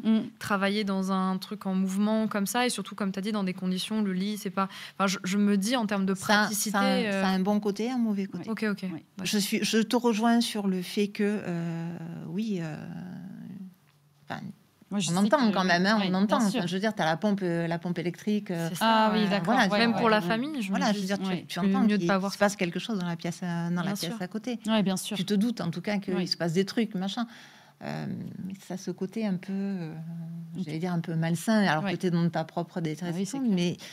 Et d'un autre côté aussi, les gens sont chez eux, ils ont leur défunt à domicile. Et dans certaines catégories de population, c'est important, plutôt que de leur enlever le défunt, bien sûr, pour aller le faire traiter, le ramener. Oui, je comprends, ça dépend vraiment de chaque personne. On a une dernière petite question insolite du chat. Du coup, Alors, de Tyrolip, est-il vrai que certaines fonctions corporelles, comme l'évacuation intestinale, peuvent encore se produire après le décès? Je vais juste faire une mini parenthèse. Ava, il est 19h55. Normalement, c'est bon. Ça le fait? Oui. Ok. Du coup, pardon. Oui. Oui. Mais les sphincters se relâchent. Ok. Ouais. Okay. Donc, oui. Ça arrive. Il peut. Comme il peut ne pas y avoir évacuation de sel, d'urine, de fluide corporel. Oui, ok. Donc ça parce que, j'ai déjà entendu qu'une personne avant de mourir peut évacuer ses selles ça peut à ce moment-là, et du coup ça peut même continuer. Quand on les manipule, quand on les habille, etc. Donc on manipule le corps. Mais ça peut à ce moment-là couler. Donc on prend des précautions, c'est des méchages, c'est une couche, Oui, bien sûr. Ok. Ouais. On va passer aux questions un peu plus émotionnelles. Oui. Comment tu gères la confrontation quotidienne avec la mort?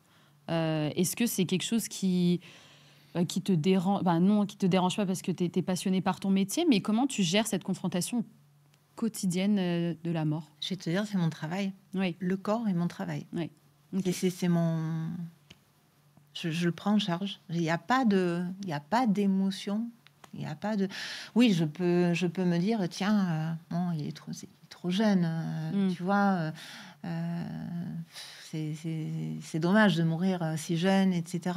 Ou telle personne, qu'est-ce qu'elle a pu endurer comme souffrance? Des fois, on voit de ces trucs, tu te dis, mais comment on peut amener... Tu m'en as parlé, d'ailleurs. On peut amener des gens, on peut les mener jusqu'au bout, alors que tu es capable de demander l'euthanasie pour un animal. On en est encore là en France. Il y a une loi qui est repoussée. Oui.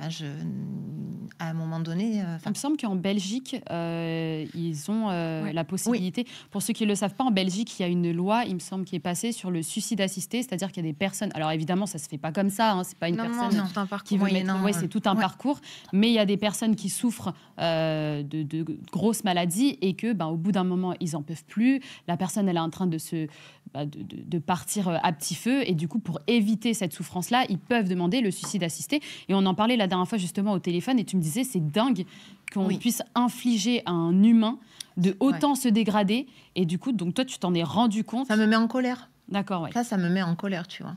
Okay. J'ai fait une dame là il y a quelques jours de ça, avec une énorme tumeur mammaire qui était ressortie, mais tu te dis, mais comment on peut laisser quelqu'un comme ça? C'est fou. Moi, je pense qu'il y a un truc... Alors, j'étais comme vous il n'y a pas longtemps, il y a des gens qui m'ont raisonné sur mon live, parce que c'est un gros sujet qu'on a eu, justement, la mort assistée. Moi, je suis comme toi, c'est-à-dire, je pense qu'on doit choisir comment on peut mourir. Ouais. Et en fait, il y a des gens dans mon chat qui ont dit quelque chose auquel je n'avais pas pensé à ce moment-là, c'est que c'est la problématique, et notamment en France, mais on ne va pas trop dériver dans le sujet, c'est qu'en fait, il y a beaucoup de gens, tu sais, qui ont des pathologies, soit orphelines, soit trilégiques, etc., qui ont peur de se faire pousser à la sortie plutôt que d'avoir des traitements. Et je crois que c'est ça qui bloque un peu. C'est qu'en fait, l'ouverture de ce débat-là, qui est pourtant, je trouve, essentiel, et il y a des gens qui en ont cruellement besoin, en fait, derrière, il y a des gens qui mettent un peu un côté fourre-tout là-dedans, de dire, de toute façon, on ne peut pas les soigner. Donc maintenant qu'ils ont une option, sachant qu'il y a beaucoup de gens, quand dans la souffrance, ils vont se diriger là-dedans. Et je crois que c'est ça le sujet de fond qui bloque un peu pour plein de gens, et je crois que ça se confond. Mais je suis d'accord avec toi. Le problème, c'est qu'en attendant, il y a quand même des gens qui vont soit en Belgique, soit ailleurs pour trouver des solutions. Parce que la médecine, elle a ses limites aussi, malheureusement. Bien sûr. Voilà. Et c'est vrai que tu n'as pas tort. C'est vrai que tu vois, je ne m'étais pas du tout posé cette question-là sur le fait de, on ne peut pas le soigner, et maintenant ils peuvent partir comme ils veulent. Moi, je défendais beaucoup ça. Il y a des gens qui souffrent de pathologies assez grave, et qui disait en fait on est d'accord sur ces points-là, mais sur les autres, nous on a vraiment peur d'être laissés à l'abandon, et qu'en fait pour les plus faibles ce soit devenu une solution radicale maintenant de en fait on est abandonné par l'État, et si on veut on peut. Oui, moi je vais rebondir dessus. Tu laisses traîner quelqu'un comme ça de maladies avec des traitements. Mais il y en a qui souffrent en plus. Il y en a qui souffrent, et il y en a qui s'enrichissent dessus. Ouais, c'est vrai. Ah oui. Oui. Ah non, mais c'est un sujet... Et ça me... Voilà, Est-ce qu'en tant que Français, ça je sais pas, mais est-ce que tu peux aller en Belgique pour... Oui, alors moi j'avais vu des reportages sur ça. Après, je suis pas la plus spécialiste, peut-être que tu as plus de cas que moi, mais surtout, en fait, c'est souvent un relais. J'avais vu des fois des retraités, des gens qui travaillent pas vraiment là-dedans, qui étaient les premières personne qui a amené vers le relais, par exemple en Belgique. C'est-à-dire que c'était une dame qui connaissait ça, et c'est des Français qui les appelaient. Elle montrait son répondeur, c'était d'une tristesse infinie, de disant moi j'en peux plus, faut que vous m'aidiez, est-ce que vous pouvez mettre en contact avec tel médecin, tel truc, etc. Et c'est souvent des gens qui bossaient pas spécialement là-dedans, mais qui pareil humainement le faisaient, et du coup rediriger ces gens-là vers la Belgique ou ailleurs, des fois quand il n'y avait pas d'autres. Ouais, donc mon rapport à la mort, je fais mon travail, j'essaye de le faire au mieux. Est-ce que tu as déjà travaillé sur quelqu'un que tu connaissais? Que je connaissais, oui. Oui. Et comment Est-ce que du coup tu es prise de plus d'émotions, ou pour toi c'est... Tu te mets dans ton métier? Je me mets dans mon métier, mais c'est sur le moment. Ok. Et après, tu penses? C'est plus sur l'après de dire bon, voilà. Okay. Est-ce que j'ai fait tout ce qu'il fallait? Est-ce que j'en ai bien pris soin? Oui. Okay. Ouais. Et c'est un métier qui est quand même dans l'ombre, parce que c'est-à-dire que quand je dis dans l'ombre, c'est qu'on sait que vous existez et que c'est grâce à vous que on va présenter des défunts plus apaisés. Mais est-ce que, vu que c'est un métier dans l'ombre, donc tu fais pas spécialement ça pour la reconnaissance, est-ce que tu sens un manque de reconnaissance? Un manque de reconnaissance, il y est, clairement. Oui.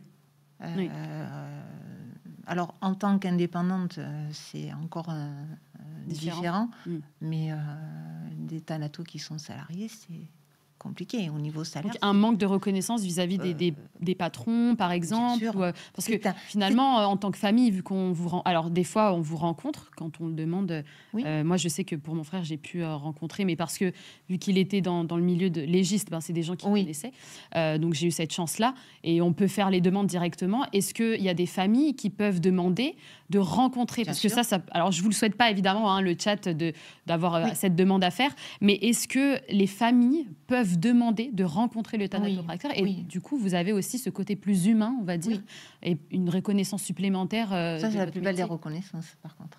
Tu vois, ouais. C'est le fait d'avoir un retour de la famille qui va nous dire il était beau, vous en avez bien pris soin, merci, etc. C'est le plus beau des cadeaux qu'on puisse nous faire. Ouais. Par contre, au niveau professionnel, comme je te dis, c'est un métier qui n'est pas payé à sa juste valeur. Oui, ok. C'est un métier de l'ombre. Oui, plus ou moins, puisqu'il y a de plus en plus de gens qui en parlent sur les réseaux, en bien ou pas en bien, de façon intelligente ou sensationnelle. Tu trouves qu'il y a un business qui est en train de se faire autour de ce métier-là? La recherche du like. Ah d'accord, ok. La recherche de faire le buzz, il y en a beaucoup. Il y en a qui jouent sur ça? Oui, okay. Bien sûr. Notamment des médecins légistes qui font 50 podcasts et des livres sur des fins. C'est dingue, alors qu'on parle quand même d'un sujet, c'est des personnes décédées. Tu peux en parler. Bien sûr. Alors de façon plus ou moins, on va dire, pas amusante, mais de façon un peu légère, un peu oui, détachée, bien sûr, oui. Et ça fonctionne très bien, c'est complètement OK. Oui, bien sûr. Là, je pense à quelqu'un qui le fait sur les réseaux, et il le fait de façon... C'est cool, quoi. Oui, ça permet aussi de dédramatiser. Répondre aux questions sans rentrer trop dans des détails, et voilà, où tu peux le faire de façon plus technique, mais après de là à en faire un business. La première personne qui en a parlé sur les réseaux, c'est un Ananou, qui l'avait fait qui est une copine à moi. On a la même vision du métier, qui avait commencé à en parler pendant le Covid. Donc, pour montrer un petit peu ce qu'était notre métier, qu'est-ce qu'on faisait, l'intérêt de notre métier. Et il y a eu plein de trucs qui se sont greffés les uns derrière les autres, à celui qui va faire le plus trash, celui qui va faire le plus sensationnel, le plus... tu vois, et ça, c'est malsain. En fait, aujourd'hui, surtout sur Internet notamment, on n'est pas, je trouve, pour certains, à la recherche de la réalité plus que du sensationnel. On s'en fiche finalement des vraies choses. On veut quelque chose qui fasse réagir. Les Voilà. gens veulent de la réaction C'est plutôt ça. que des choses. Faut faire le Je trouve buzz. ça insupportable, moi. C'est insupportable sur tous les sujets et je te rejoins sur tous les métiers, je trouve, des aidants. De manière générale, vous êtes totalement sous-payés. Moi, je le vois à notre niveau à nous, tu vois, on est dans un milieu d'influence, etc. Moi, j'étais dans des milieux plus différents et précaires avant. Oui. Que ça soit lié à la pub, à la communication, c'est exacerbé Bien sur sûr. le rapport financier, parce que du coup, on est des produits et des choses comme ça, alors que l'humain est complètement sous-estimé dans absolument tous les métiers aidants. Et c'est une C'est un catastrophe. métier qui est dur, physiquement. Ouais. Je parle pas moralement, psychiquement non. Comme je te dis, il est moins difficile notre métier que celui d'un soignant. Le soignant, il arrive, il prend contact avec le patient, il a le temps de s'attacher, de créer un affect. Bien sûr. On arrive, c'est fini. Oui. Notre boulot, c'est de le rendre le plus apaisé, Mm. le plus tranquille possible. Oui. Voilà. Mm. Il n'y a pas d'affect. Ou alors, c'est un affect, à un moment T'as donné. jamais eu Mesuré. Ça m'est arrivé. Ouais. Ça m'est arrivé 2 fois. Le premier petit garçon que j'ai fait, le Ok. premier petit garçon autopsié que j'ai fait. Mhm. Euh, Pourquoi tu précises autopsier? Est-ce qu'il y a une vraie différence au niveau du corps quand c'est une personne qui a subi une autopsie et une autre et Oui. par rapport à quoi? les Il y stigmates, a l'ouverture, oui, évidemment, les mais stigmates sur le corps, c'est pas les mêmes. d'accord. Ok. C'est pas les mêmes Donc qu'un c'est corps plus compliqué intègre. de pratiquer la thanatopraxie sur un C'est- corps Alors, autopsié. c'est pas plus compliqué, Ok. c'est juste plus long, plus D'accord. minutieux. Ok. Mais voilà, donc oui, ce petit, j'y repense de temps en temps. Oui. J'ai encore son visage. C'est Voilà. vrai. C'est Oui. fou. Et l'histoire qu'il y a eu derrière. quoi. Ouais, bien sûr. Donc voilà. Et comme je dis aussi, tu vas faire 1000, 2000 défunts, ça te fera rien. Et tu vas te dire, ouais, moi, ça me fait rien, je suis blindée. Oui, Oui, enfin, faut pas oublier qu'on reste des humains bien sûr. et qu'il y a des jours, on est un peu plus Plus fragile que fatigué, d'autres. bien sûr. On a nos propres problèmes. Mhm. Et puis ce jour-là, tu vas tomber sur un défunt qui va te faire penser, Mhm. Mais surtout, qui va te ramener à ta propre réalité, Ok. tu peux te projeter un peu. qui peut t'amener à ta propre projection. Ok. Et à ce moment-là, tu as 2 possibilités. Donc c'est soit, tu pleures un bon coup, tu fais Ça ce que t'est t'as- déjà arrivé de pleurer pendant Ouais. Ok. Oui, Ok. ça m'est arrivé une fois. Une seule fois.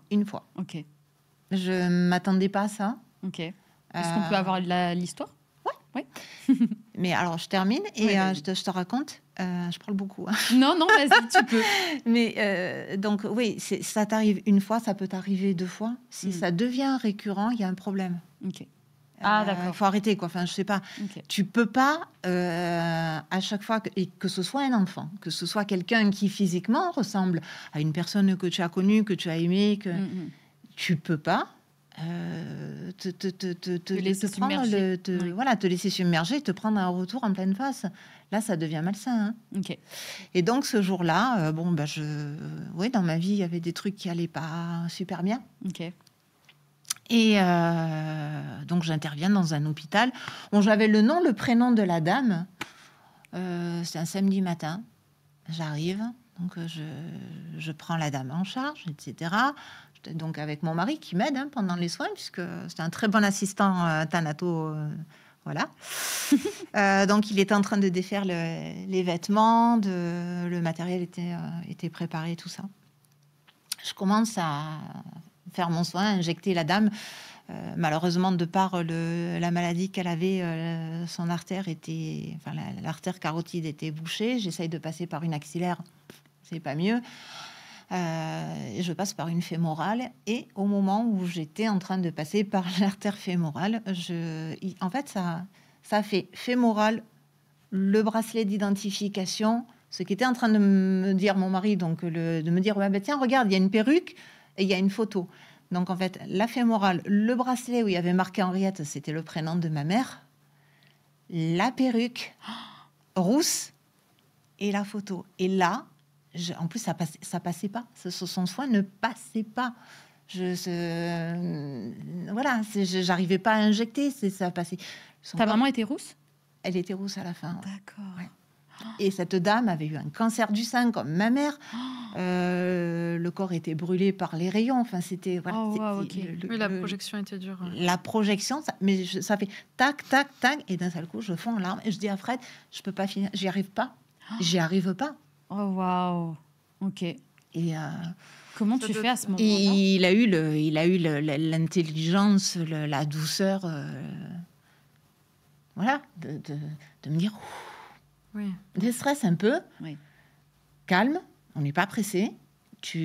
Voilà, ça se passe bien, il n'y a rien de plus, il n'y a rien de moins que d'habitude, ça va bien se passer. Oui, il a recentré tes émotions au bon endroit. Voilà, j'ai terminé mon soin. Lui, il a discuté un petit peu avec l'agent de chambre mortuaire. Je suis allée dans la voiture, j'ai pleuré tout ce que j'ai pu pleurer, et j'ai dit, mais j'ai fait de la merde. Il m'a dit, non, Tu t'as t'en pas es fait de la... voulu? Attends, je suis dit, j'ai fait de la merde, c'est pas beau. Oui. 2 jours après, j'avais le pompe funèbre au téléphone pour me dire, mais la famille te remercie, elle était magnifique, ok. etc. Non, il me dit, bah tu vois, C'est dingue. Ouais. voilà, ça m'est arrivé une fois, et je me suis dit, bon, voilà. Ouais. On va se calmer, on va... Hein, Après, ça peut arriver. et c'est en ce sens-là que je peux dire, on n'est pas des cadors, on n'est pas des machines, ça peut arriver. Un jour, tu es fatigué, un jour, tu as eu une succession de problèmes, tu es plus fragile, tu sais pas pourquoi. Et ce jour-là, ce défunt-là, il va te marquer. Ouais. Puis c'est une expérience qui te permet d'évoluer même en tant que professionnel, parce que peut-être qu'il fallait expérience cette chose-là. Bien sûr. Pour savoir maintenant comment rien n'est acquis, gérer ces choses-là. Rien n'est acquis dans ce métier. Bon, je te parlais de mes maîtres de stage que j'ai eu. J'ai eu la chance, la grande chance d'avoir un mentor ensuite. Oui. J'ai une photo, il me semble, du mentor. Il me semble que j'avais mis une photo. Je crois que je t'en avais donné une, oui. Je crois. Voilà. Sinon, je l'envoie. Parce que là, il n'y a que moi à l'écran. Hein. Je veux bien. Je l'ai normalement, je l'envoie. Mais peut-être une question en attendant. Oui, j'ai une question du chat sur ce sujet-là. Si vous pouvez. Alors, c'est non. Et si la personne est hypersensible, ça peut l'empêcher de faire ce métier? Non, si tu peux être hypersensible. Hypersensible, c'est pas juste de dire je pleure à chaque fois que je vois un défunt. Là, ça devient pathologique. C'est pas de l'hypersensibilité. Hypersensible, c'est pas que ça. Bien sûr. C'est aussi d'être en train de discuter avec des personnes et de ressentir les énergies de la personne, savoir si elle est bienveillante, pas bienveillante. C'est de rentrer dans une pièce et de dire je le sens pas. Ouais. C'est ce genre de choses-là. Maintenant, effectivement, si toutes les approches avec les défunts font que ça devient difficile rapidement, là non. Mais tu le sais. Bien sûr. Enfin, je veux dire, tu n'attends pas d'être diplômé, et encore moins, je veux dire, d'arriver avec tes valises quelque part pour dire mais je peux pas le faire au bout d'un mois ou de 3 semaines, tu vois, c'est pas possible. Tu le sens très rapidement. Tu peux être au début en tant que stagiaire un peu mal à l'aise. Bien sûr. Parce que t'es gauche, voilà, t'es novice, donc tu sais pas trop, mais à un moment donné, ta sensibilité et la projection sur l'autre, non, c'est j'allais dire, là, c'est ton outil de travail. Oui, bien sûr. Je pense pas que tu bosses bien quand tu es trop tu peux pas bloqué sur tes émotions. Tu peux pas. C'est comme pour tout. Imagine-toi un chirurgien si à chaque fois qu'il ouvre un cœur, je suis passionnée de cardiologie, c'est pour ça que je parle de ça. Qu'il ouvre un cœur et qui se dit mais je vais merder ou voilà, c'est pas possible. Oui. Et il me semble, si je dis pas, alors il me semble pas que ce soit une loi ou une règle, mais les chirurgiens, parce que j'ai une amie à moi, son papa est chirurgien et il refuse d'opérer des gens de sa famille. Oui. Il ne veut pas être pris par les émotions et surtout il se dit. Bien sûr. S'il y a quelque chose qui tourne mal, c'est potentiellement ma fille que sa fille devait se faire opérer justement. Et je lui dis pourquoi c'est pas ton père qui t'opère? Et il a dit je vais pas opérer ma fille, je l'envoie vers des spécialistes bien sûr. En qui j'ai confiance. Tout à fait. Mais je ne veux pas prendre le risque et cette responsabilité de c'est pour la même raison que je ne ferai pas de soins sur quelqu'un qui est proche de moi. C'est vrai. Non, et je m'y refuse. Alors, tout à l'heure, tu me parlais de quelqu'un que je connaissais, mais c'est quelqu'un de célèbre que j'aimais beaucoup, j'aimais beaucoup. et que mon papa aimait beaucoup. Donc ça m'a fait quelque chose de Oui, faire bien ces sûr. soins. Voilà. Ok. Mais de faire sur quelqu'un de ma famille ou un ami à moi, je pourrais pas. Et pourtant, tu pourrais te dire que c'est là où on va dire que tu vas le mieux t'en occuper, mais tu peux être pris par les émotions. Ouais, je pense que là, Ouais. j'arriverai pas à aller au-dessus. Ouais. Puis en plus, comme on a dit tout à l'heure, si tu es prêt à tes émotions, je pense que professionnellement, tu exécutes peut-être moins bien ton travail. Et l'idée, c'est que ce soit le plus, si Le tu plus veux juste. que voilà, le plus juste pour toi, ta santé mentale ou la personne, ne Oui. pas prendre de risques, c'est sûr. J'avoue. Tu nous parlais de ton mentor, si vous Oui. avez reçu la photo. Et ce sera la dernière question avant de passer au vrai ou faux. Donc, monsieur Christian Raffaud. Christian Raffaud. Voilà, Ok. grand thanatopracteur, que j'ai connu le jour où j'ai passé mon examen, puisque il était là, c'est la 3e personne qui est arrivée. Là. Ok. Et qui était après il a vendu sa société à la boîte là où je travaillais, et avec qui j'ai gardé de très bons rapports. Et un jour il me dit mais pourquoi tu te mets pas à ton compte, pourquoi tu te lances pas? Et donc ça n'a pas été simple. Ça a valu pas mal de discussions, et puis je me suis lancée, et il m'a repris en main de A à Z. Et c'est mon père spirituel de la thanatopraxie. C'est vrai. Ouais, Incroyable. Au-delà d'être quelqu'un... Il exerce encore? Non. Non, ok. Non. Alors, si on lui demande de faire un soin, il va le faire. Oui, bien sûr. Mais voilà, il est plus trop actif dans le milieu. Maintenant, il a pris sa retraite, bien méritée. Mais c'est quelqu'un qui m'a donné des conseils, mais de dingue. Oui. Qui m'a donné des astuces, mais qui m'a engueulé aussi, et qui m'a dit ne fais pas les choses que j'ai faites moi, fais ce que je te dis, prends ton temps, Oui. fais tes finitions, et puis continue d'apprendre. C'est pas parce qu'aujourd'hui tu sais faire ça que tu le fais bien, Oui, bien sûr. qu'il faut s'arrêter là. Oui. Continue. Oui. Ok. Voilà. Et j'ai T'en avais... Non, vas-y. Non, moi, c'était juste pour... parce qu'on parle de la transmission. Là, tu parles du coup du mentor que tu as eu. Tout à l'heure, tu nous parlais des nouvelles choses qui avaient été mises en place pour devenir thanatopracteur. Ça avait l'air d'être quelque chose aussi qui tu trouvais un petit peu étrange. Oui. Ouais, J'ai 2 questions par rapport à ça. Actuellement, tu évaluerais le fait d'être thanatopracteur. Est-ce que vous êtes en sous-effectif? J'allais poser cette Oui. question. Ah bon, Magnifique. bah, Oui. écoute, on est Magnifique. connectés, mais Oui. est-ce que voilà, On manque de thanato. Voilà, vous en manquez. Est-ce que toi, à la suite de ça, tu te vois aussi devenir le mentor de quelqu'un? Comment tu aborderais les choses? Quels sont un peu tes conseils pour que les bonnes pratiques soient appliquées et qu'on puisse peut-être intéresser plus les gens là-dedans et leur laisser aussi la possibilité d'accéder à ce métier? Alors, on manque cruellement de thanato. Ah, ok. Donc, je te dis, il y a une mise en place d'un examen, un concours national avec un numerus clausus qui malheureusement ferme des portes. Pourquoi? Qui ferme des portes à des gens Mhm. qui seraient capables de faire ce métier-là. Ok.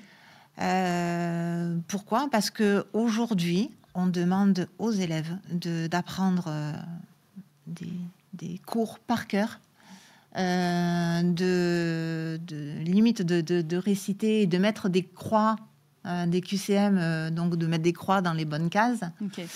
Il n'y a pas vraiment de sélection au niveau des écoles. Tu as des écoles privées, donc qu'est-ce que tu fais en école privée? Tu donnes un chèque et tu rentres en école privée. Oui. Voilà. Après, que tu réussisses ou que tu réussisses pas, c'est pas leur problème. Tu as des gens qui viennent de Pôle emploi, qui sont en pleine reconversion. On les bifurque en thanatopraxie. Les questions de Pôle emploi, c'est quoi? Vous aimez travailler seul? Oui. Vous avez votre permis de conduire? Oui. Vous avez peur du sang? Oui. Vous avez peur du sang? Non. Ok. Bon, vous êtes un peu autodidacte. Bon, c'est bon, vous pouvez y aller. Oui, c'est vrai. Le problème, c'est que tu as des gens qui rentrent en formation, alors qui sont capables, si tu veux, théoriquement, de réciter des livres, ou de mettre la bonne croix dans la bonne case. Bien sûr. Mais on n'est pas des théoriciens, on est des praticiens. Ouais. Je veux dire, tu as des gens, si tu veux, qui ont, entre guillemets, raté leur concours. Alors, le concours, l'année dernière, ça a été un fiasco, mais non, incommensurable. Je veux dire, il y a eu quand même 2 listes de personnes admises. Une première liste avec, je sais pas, moi, tu recevais mes notes, moi, je recevais les tiennes. Ok. Voilà. Et ensuite, alors, sans correction, parce que les corrections, ils ne sont jamais parues. Et ensuite, Il y a une deuxième liste qui est parue et des gens qui n'étaient pas sur la première se sont retrouvés sur cette liste. Et des gens qui y étaient n'y étaient plus. Il y a des élèves qui sont en carafe, qui ont tout laissé tomber. Voilà où on en est aujourd'hui de la Thanato. Tu as le problème, ce que je te disais tout à l'heure, des fausses idées sur la Thanato et entre guillemets, pourquoi tu rentres en formation, etc., du mauvais recrutement. Ce qui fait que tu as des gens qui arrivent au bout de la formation où ils ont eu un maître de stage qui les a bien chouchoutés, qui les a bien accompagnés, qui passent leur examen. Donc l'examen pratique, il n'est pas très compliqué parce qu'il y a une grille et si tu suis la grille, bon, bah, tu as la moyenne et c'est bon, quoi, vas-y, on y va. Mais qui arrivent sur le terrain, ils sont seuls. Ah, bah, c'est fatigant. Ah, ben les corps, ils puent. Bah oui, corps humain, ça pue. Oui, voilà, c'est... on fait pas des paillettes. Hein. Ah oui, non, mais ça c'est sort, clair. on n'est pas des licornes. Oui, bien sûr. Bien que la tendance, c'est au moment de... Voilà, ça, c'est pour la touche d'humour. Mais... je veux dire, voilà, c'est des gens qui arrivent à peine, ils sont déjà fatigués. Non, bien sûr. Ou qui s'attendent à gagner un salaire mirobolant, alors qu'ils commencent et c'est pas possible. Là aussi, il y a Maldon là-dessus. Les informations ne sont pas bonnes. Un salaire moyen d'un thanatopracteur En tant qu'un salarié, qui débute, il 2 000 euros. Et les paliers d'évolution se basent sur quoi, l'ancienneté? Alors, tu as l'ancienneté, oui, plus ou moins. Oui. Plus ou moins. Ça peut monter jusqu'à 3 000 au bout de 15 ans d'ancienneté. Et tu gagnes peut-être à être indépendante, du coup? Tu gagnes en tranquillité. En tranquillité. Peut-être Non, pas administrative, mais... Moi, j'ai eu une entreprise avant celle-ci. Okay. Donc, où on faisait du transport de corps avant mise en bière. Hein. Donc, on allait chercher les défunts, on les amenait dans un funérarium pour qu'ensuite ils soient traités, etc. Avec des thanatopracteurs aussi. Hein. Voilà. Plus jamais. Ok. Plus jamais. Ouais. Voilà. Je vais te dire aujourd'hui, je sais ce que je fais. J'ai pas d'excuses à donner pour qui que ce soit. Voilà. Si je merde, je merde. J'assume. Ok. J'ai Oui, pas d'excuses à donner. Oui, c'est Mais vrai. t'es pas codépendante, quoi. Voilà, je sais ce que je fais. Ok. Et en plus, maintenant, tu travailles avec Mamour. Mais oui, on a toujours travaillé ensemble. C'est fou, ça. C'est fou parce qu'il m'expliquait, est-ce que je peux dire le métier qu'il faisait avant? Ouais. Il a travaillé pendant 42 ans en banque. Et du coup, maintenant, il est assistant thanatopracteur. Ouais, en fait, il m'a toujours suivi sur mes soins. Alors, quand j'étais employée, de temps en temps, il venait un petit peu avec moi parce que ça l'intéressait. Et après, quand je me suis installée en tant qu'indépendante et le temps que j'ai mon autre entreprise, il venait avec moi faire les soins, parce que lui, il est en retraite et ça fait quelques années. Donc, c'est plus fun. Déjà, c'est plus fun d'être à deux. Et puis, c'est surtout que, voilà, comme je te dis, on va sur une population, malheureusement, qui est grossissante. Oui. Hein, sans faire de discrimination, de grossophobie. Malheureusement, tu as la sédentarité qui est en partie responsable, mais tu as aussi les traitements. Tu as des gens qui sont de plus en plus corpulents. Et ces gens-là ne méritent pas d'être bâclés. Bien sûr. Et va te retourner un corps qui fait 140 kilos quand toi-même, tu en fais que 50. Ouais. Même si tu es un bonhomme. Oui, voilà, c'est vrai. Tu vois, si tu veux faire les choses correctement et décemment. Oui, parce que tu disais qu'il y avait des techniques que tu pouvais appliquer si tu te retrouvais toute mais seule. Quand mais du coup, avec l'aide de ton mari. Et tu économises aussi ton dos. Ah oui, ça c'est sûr. Voilà. Ça, j'imagine. J'imagine. Sur ça, on va passer au vrai ou faux. Allez. Moi, je vais poser une question. Toi, tu vas devoir répondre vrai ou faux. Et du coup, par contre, l'heure, c'est toujours bon. Oh, ok. Et du coup, Patricia, tu nous dis vrai ou faux et tu nous expliques. Tu nous expliques tout ça. Le vrai ou faux. Vrai ou faux. Le métier est plus technique qu'émotionnel. Vrai. Vrai. Oui. Ouais. Là, encore une fois, tu es là, tu appliques une technique. Des fois, tu vas au-delà de la technique, parce que des fois, il faut que tu improvises aussi.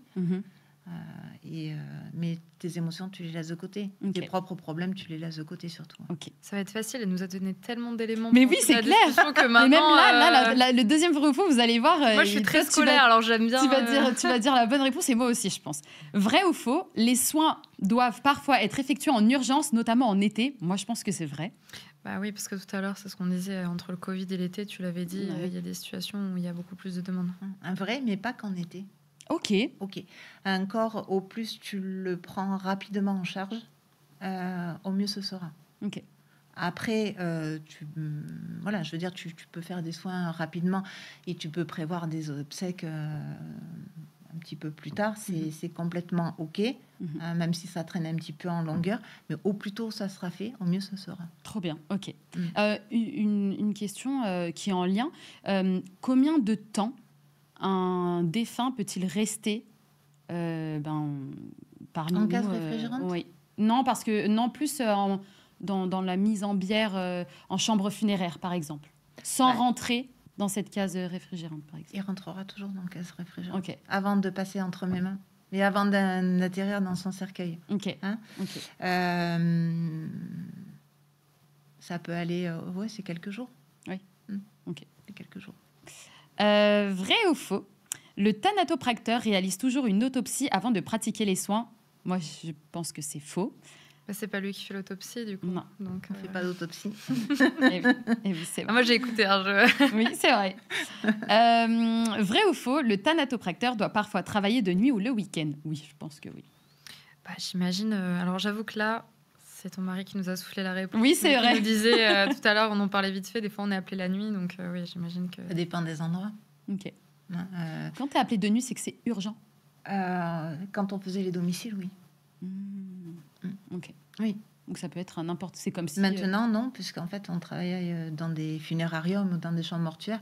Donc, tu as des horaires qui sont précis, qui sont des horaires de jour. Ok. Mais par exemple, en province, bien sûr que tu peux être appelé en pleine nuit.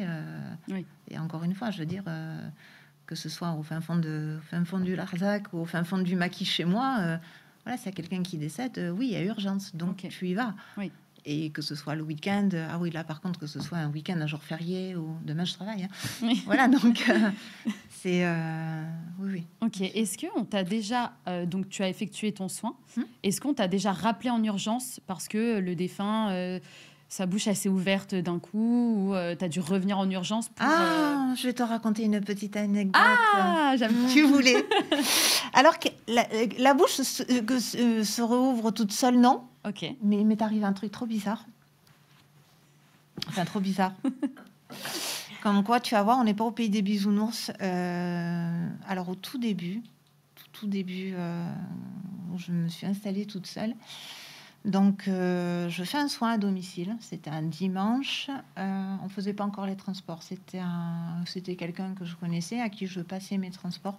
Le temps, moi, après, d'avoir des employés, de pouvoir les faire moi-même. Donc, je fais mon soin. Je présente la dame au reste de la famille qui était sur place. Ils la trouvent très, très belle. Donc, leur souhait, c'était quand même qu'elle parte dans un funérarium où ensuite, elle allait être exposée de temps à autre, le temps que la famille au complet puisse venir se recueillir avant les obsèques. Bon. On part du domicile. Mon mari a la très bonne idée de me dire, Patricia, fais une photo. Ok. Bon, j'ai dit, ok, mais bon, oui, je dis, bah, comme ça, je l'enverrai aux pompes funèbres, comme ça, il voit que le travail est bien fait, etc. On arrive au funérarium, le corps est pris en charge, et mon mari me dit, fais une photo sur le plateau. J'ai dit, attends, t'abuses pas un peu? Je me fais chier quand même. Je vais en faire une, non? Enfin, voilà, quoi. Il me dit, fais-le. Ok. Et là aussi, c'est bien, je l'ai écouté. Il se passe 3-4 jours. Je faisais un soin dans l'hôpital qui est juste en face de ce funérarium. Ok. Le pompe funèbre qui m'appelle, mais en furie. J'aurais jamais dû vous faire confiance. Une petite nouvelle et vous vous rendez pas compte, un dossier comme ça, vous avez pourri le soin, la dame elle a la bouche ouverte, elle a les cheveux en pétard, qu'est-ce qui se passe? Et déjà j'ai dit on va se calmer parce que moi je vous ai appelé, je vous ai dit qu'elle était bien, mais non elle est pas bien, machin. Il commence à faire. Bon, j'ai dit, écoutez, vous êtes où? Et il me dit je suis au funé. Ben, j'ai dit ça tombe très bien, je suis en face, vous m'attendez. Ok. Donc je suis arrivée. Il était en train de gueuler, on l'entendait du parking. Donc, il me voit, il me saute dessus. Effectivement, je vois la dame sur le plateau. Les cheveux en pétard et la ligature de bouche coupée. Donc là, qu'est-ce que je fais? Je sors mon téléphone, je dis, écoutez, il va falloir m'expliquer. Elle est partie du domicile, elle était comme ça. Elle arrive au funérarium et je la laisse comme ça. Donc maintenant, il va falloir m'expliquer. Alors les cheveux, c'est peut-être un coup de Mistral dans le frigo, je ne sais pas. La ficelle, elle l'a coupée toute seule, elle a eu envie de faire un bisou au voisin d'en dessous. Je dis, il va vraiment falloir m'expliquer. Ouais. Et donc il y a eu enquête et c'est quelqu'un qui est venu saboter mon travail. C'est pas vrai. Il y a eu dépôt de plainte. Enfin voilà, c'est parti. Ouais. Et tu as su qui c'était? Oui. Oh waouh. Oui. Non mais sérieusement? Oui. Alors moi j'ai l'esprit, je préfère que ce soit une histoire de sabotage. J'ai eu très peur à un moment donné d'autre chose parce que moi j'avais peur des comportements étranges avec les morts, les choses comme ça. Je me suis dit par pitié que ce soit pas... oui. Oh mon Dieu, moi j'ai eu mon cœur qui s'est serré là. Je me suis dit non, c'est vrai. Non, ça c'est arrivé. Moi j'ai pas vu, mais c'est arrivé ce genre de choses dont tu parles. J'en suis, j'en ai entendu parler, j'en suis consciente. Mais non, là c'est du sabotage. Et c'est arrivé 2 fois. Et du coup, c'était quelqu'un qui faisait le même C'était une indépendante. C'était une indépendante. Et clairement, ça la faisait chier parce que je venais d'arriver sur le marché. Et je veux dire, le marché n'étant pas extensible. Hein, donc, tu arrives... Non, mais vous êtes en manque de gens. C'est voilà. fou qu'on ait. Et comme je dis, si tu as un problème, tu viens me voir, mais tu t'en prends pas au défunt. Ah, mais c'est clair. Non, c'est horrible. Donc, c'est horrible de faire ça. Hein. Et la famille l'a vu comme ça? La famille ne l'a pas vu. Okay. Heureusement. T'es arrivé à temps. Purée. 2 derniers petits vrais ou faux. Vrai ou faux, c'est un métier où il faut avoir le cœur bien accroché. Bah oui, mais comme tu le disais, je pense qu'après vous êtes à une étape de détachement. C'est ça. Comme pour moi, c'est comme les médecins, quoi. C'est-à-dire que vous avez appris par la force des choses. Peut-être au début, c'était un peu, mais oui, clairement. Oui, c'est la cour des miracles. Hein, il y a des jours. Est-ce que toi, tu as déjà eu des défunts avec des vers? Oui. Ok. Oui, c'est arrivé. Okay. D'accord. C'est vraiment que c'est en état de décomposition extrême et que ça fait longtemps. Tout dépend de la taille du verre. Là aussi. Oui. Ah d'accord. Moi j'ai une question. Alors, ils étaient petits, mais oui, ça commençait à grouiller. Ouais. C'est très bon. Je sais pas si ça dépasse limite ou quoi, mais c'est peut-être ma curiosité perso qui prend le dessus. C'est est-ce qu'il y a des cas que tu n'aimes pas faire? Vraiment, tu sais que quand ça arrive, c'est difficile pour toi. Que ce soit dans la technique ou tout simplement la situation, mais vraiment, alors, tu te dis, ça, c'est pas... Les cas que je n'aime pas faire. Alors, les enfants, j'aime pas. Oui, bien sûr, ça, c'est logique. Les enfants, mais je pense pas qu'il y ait beaucoup de thanatos qui aiment faire des enfants. Hein. Voilà, comme je te dis, je vais le faire, mais je n'aime pas. C'est pas... des cas difficiles, au contraire, au plus les cas sont difficiles, au plus je vois l'intérêt de mon métier. Récemment, j'ai eu le cas d'un monsieur qui avait une tumeur qui ressortait au niveau du nez. Oui. On m'a dit, fais ton soin. Et puis le reste, la tumeur, elle est ce qu'elle est. La famille a l'habitude de le voir pas beau comme ça. Donc, de toute façon, on ne pourra rien y faire. Oui, j'ai fait. Et il était beau. Voilà, donc exérèse de tumeur. Et puis après, petite restauration faciale. Et je lui ai rendu un visage. Oui. Ça, si tu veux, c'est pas... oui, c'est difficile, mais c'est des challenges. Bien sûr. Et moi, c'est plutôt dans les... Je sais pas si c'est les maladies ou des situations, des choses comme ça. Ça va être plus aujourd'hui dans des gens qui ont des cancers. Pourquoi? Ah non, parce que là, tu vas nous faire pleurer, nous toutes. Pareil, c'est de la projection, j'imagine. C'est de la projection, oui. Ouais, donc c'est de la projection et tu te dis... j'espère que... Enfin, en tout cas, le jour où ça y arrive, si ce putain de cancer doit revenir, puisqu'aujourd'hui, le cancer n'est plus là, enfin, je l'espère. Ouais. Mais j'espère que le jour où ça arrive, la personne en prendra... Je suis désolée, mais la personne en prendra aussi soin que ce que je peux le faire. Voilà. Je me permets, est-ce que je peux venir te voir? Tu peux. Merci. Non, On fait pleurer. Oh non, c'était pas le but. Non, mais vraiment, ça me touche trop. Déjà, je me retiens depuis tout à l'heure. je vais faire pleurer tout le monde, mais non, mais Non, mais c'est. je comprends. C'est.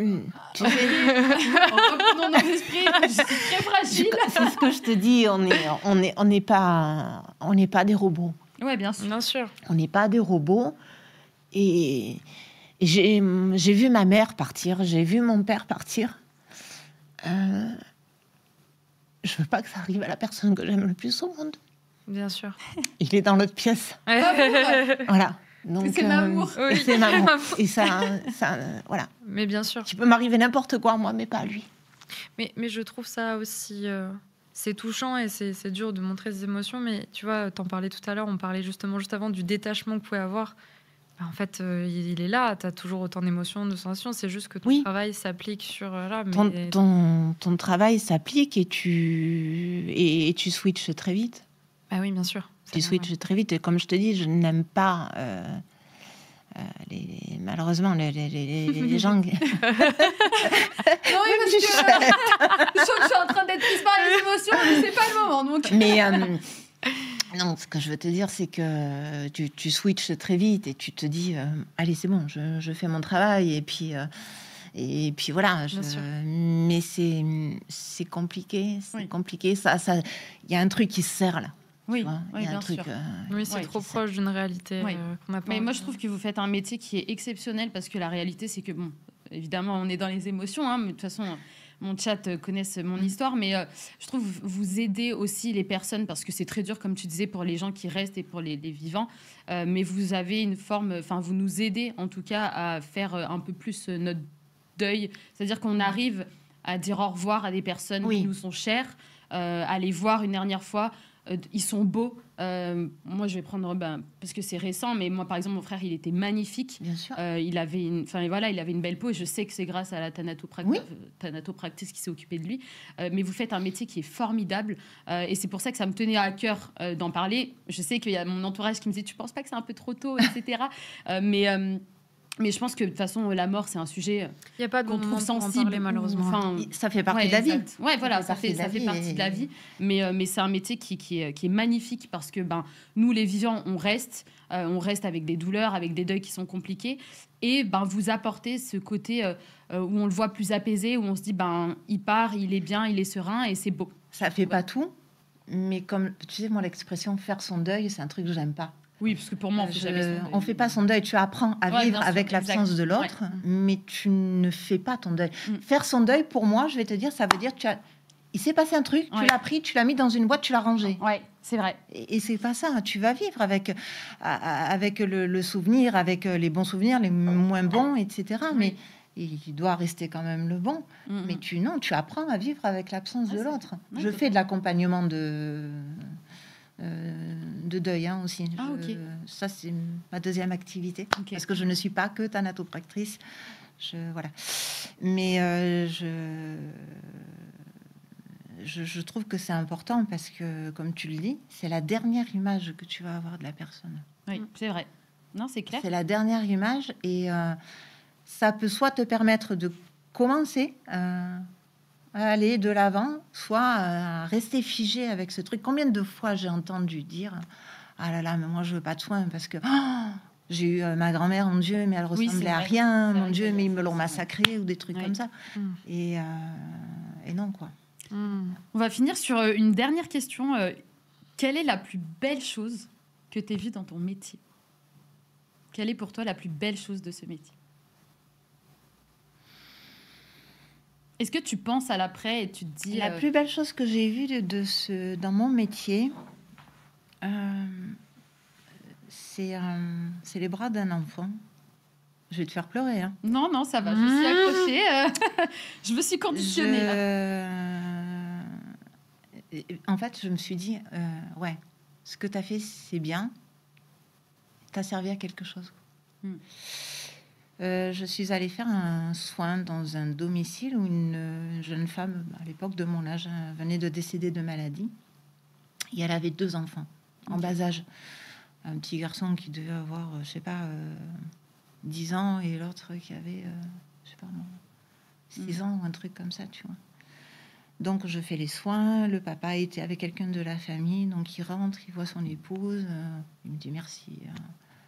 Vous l'avez bien préparé, tout ça. Il me dit, je pensais que je peux faire entrer les enfants. Donc, je dis, c'est à eux de voir s'ils veulent rentrer voir leur maman ou pas. Ouais, bien sûr. Et apparemment, ils étaient très, très en demande. Parce que le grand avait préparé un poème, une petite lettre et un petit dessin ou je sais pas quoi.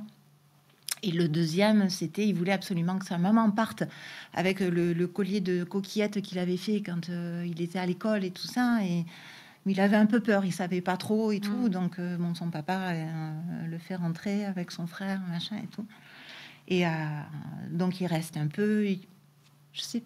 Enfin, oui, il a compris que sa maman était décédée, mais le plus grand a beaucoup plus pleuré. Et quand je suis partie, donc la famille me remercie. Et le plus petit, il court et il m'attrape les jambes pour me faire un câlin. Oh, petit cœur. Et j'ai trouvé ça, mais waouh! Ouais, c'est fou qu'il ait compris aussi. Le plus beau des merci. Ouais, c'est vrai. Surtout qu'il ne comprend pas forcément tout ce qui se passe en détail, mais il a simplement compris que tu étais là pour aider sa maman. C'était suffisant. C'est vraiment mignon. C'est vraiment mignon. C'est beau. Donc je me suis dit, voilà, c'est quelque chose de beau. Ça, c'est un souvenir que je le garde. Bien sûr. sûr. Précieux. C'est vrai. Eh bien, écoutez, les amis, nous sommes sur une fin d'émission. Merci infiniment d'avoir parlé de ton métier avec autant de douceur et autant de sérénité. C'était vraiment un plaisir. J'ai vraiment adoré faire cette émission avec vous deux. Où est-ce qu'on peut te retrouver ? J'ai un compte qui s'appelle Juste après la vie. Sur Instagram. Sur Instagram. N'hésitez pas à aller la suivre. Voilà, tu parles de quoi dessus, du coup, de ton métier ? En fait, c'est plus je dis pas des coups de gueule. Parce que, non, mais tu vois, c'est plus des fois, je vois un truc qui me chiffonne un petit peu, donc je vais en parler. Je parlerai pas technique. Oui. J'en vois pas l'intérêt. Il y a des livres qui ont été écrits par des thanatos, c'est des pontes, et c'est, voilà, je veux dire, pour reprendre une citation de Paul Clair, éminent thanato, feu thanato, voilà, qui disait, il y a le soin dont on rêve, celui dont on parle et celui qu'on fait. Donc voilà. Je laisse aux autres le choix d'en parler. Parler technique, il y a des écoles pour ça. Voilà. Et puis il y en a d'autres qui l'ont fait. Voilà.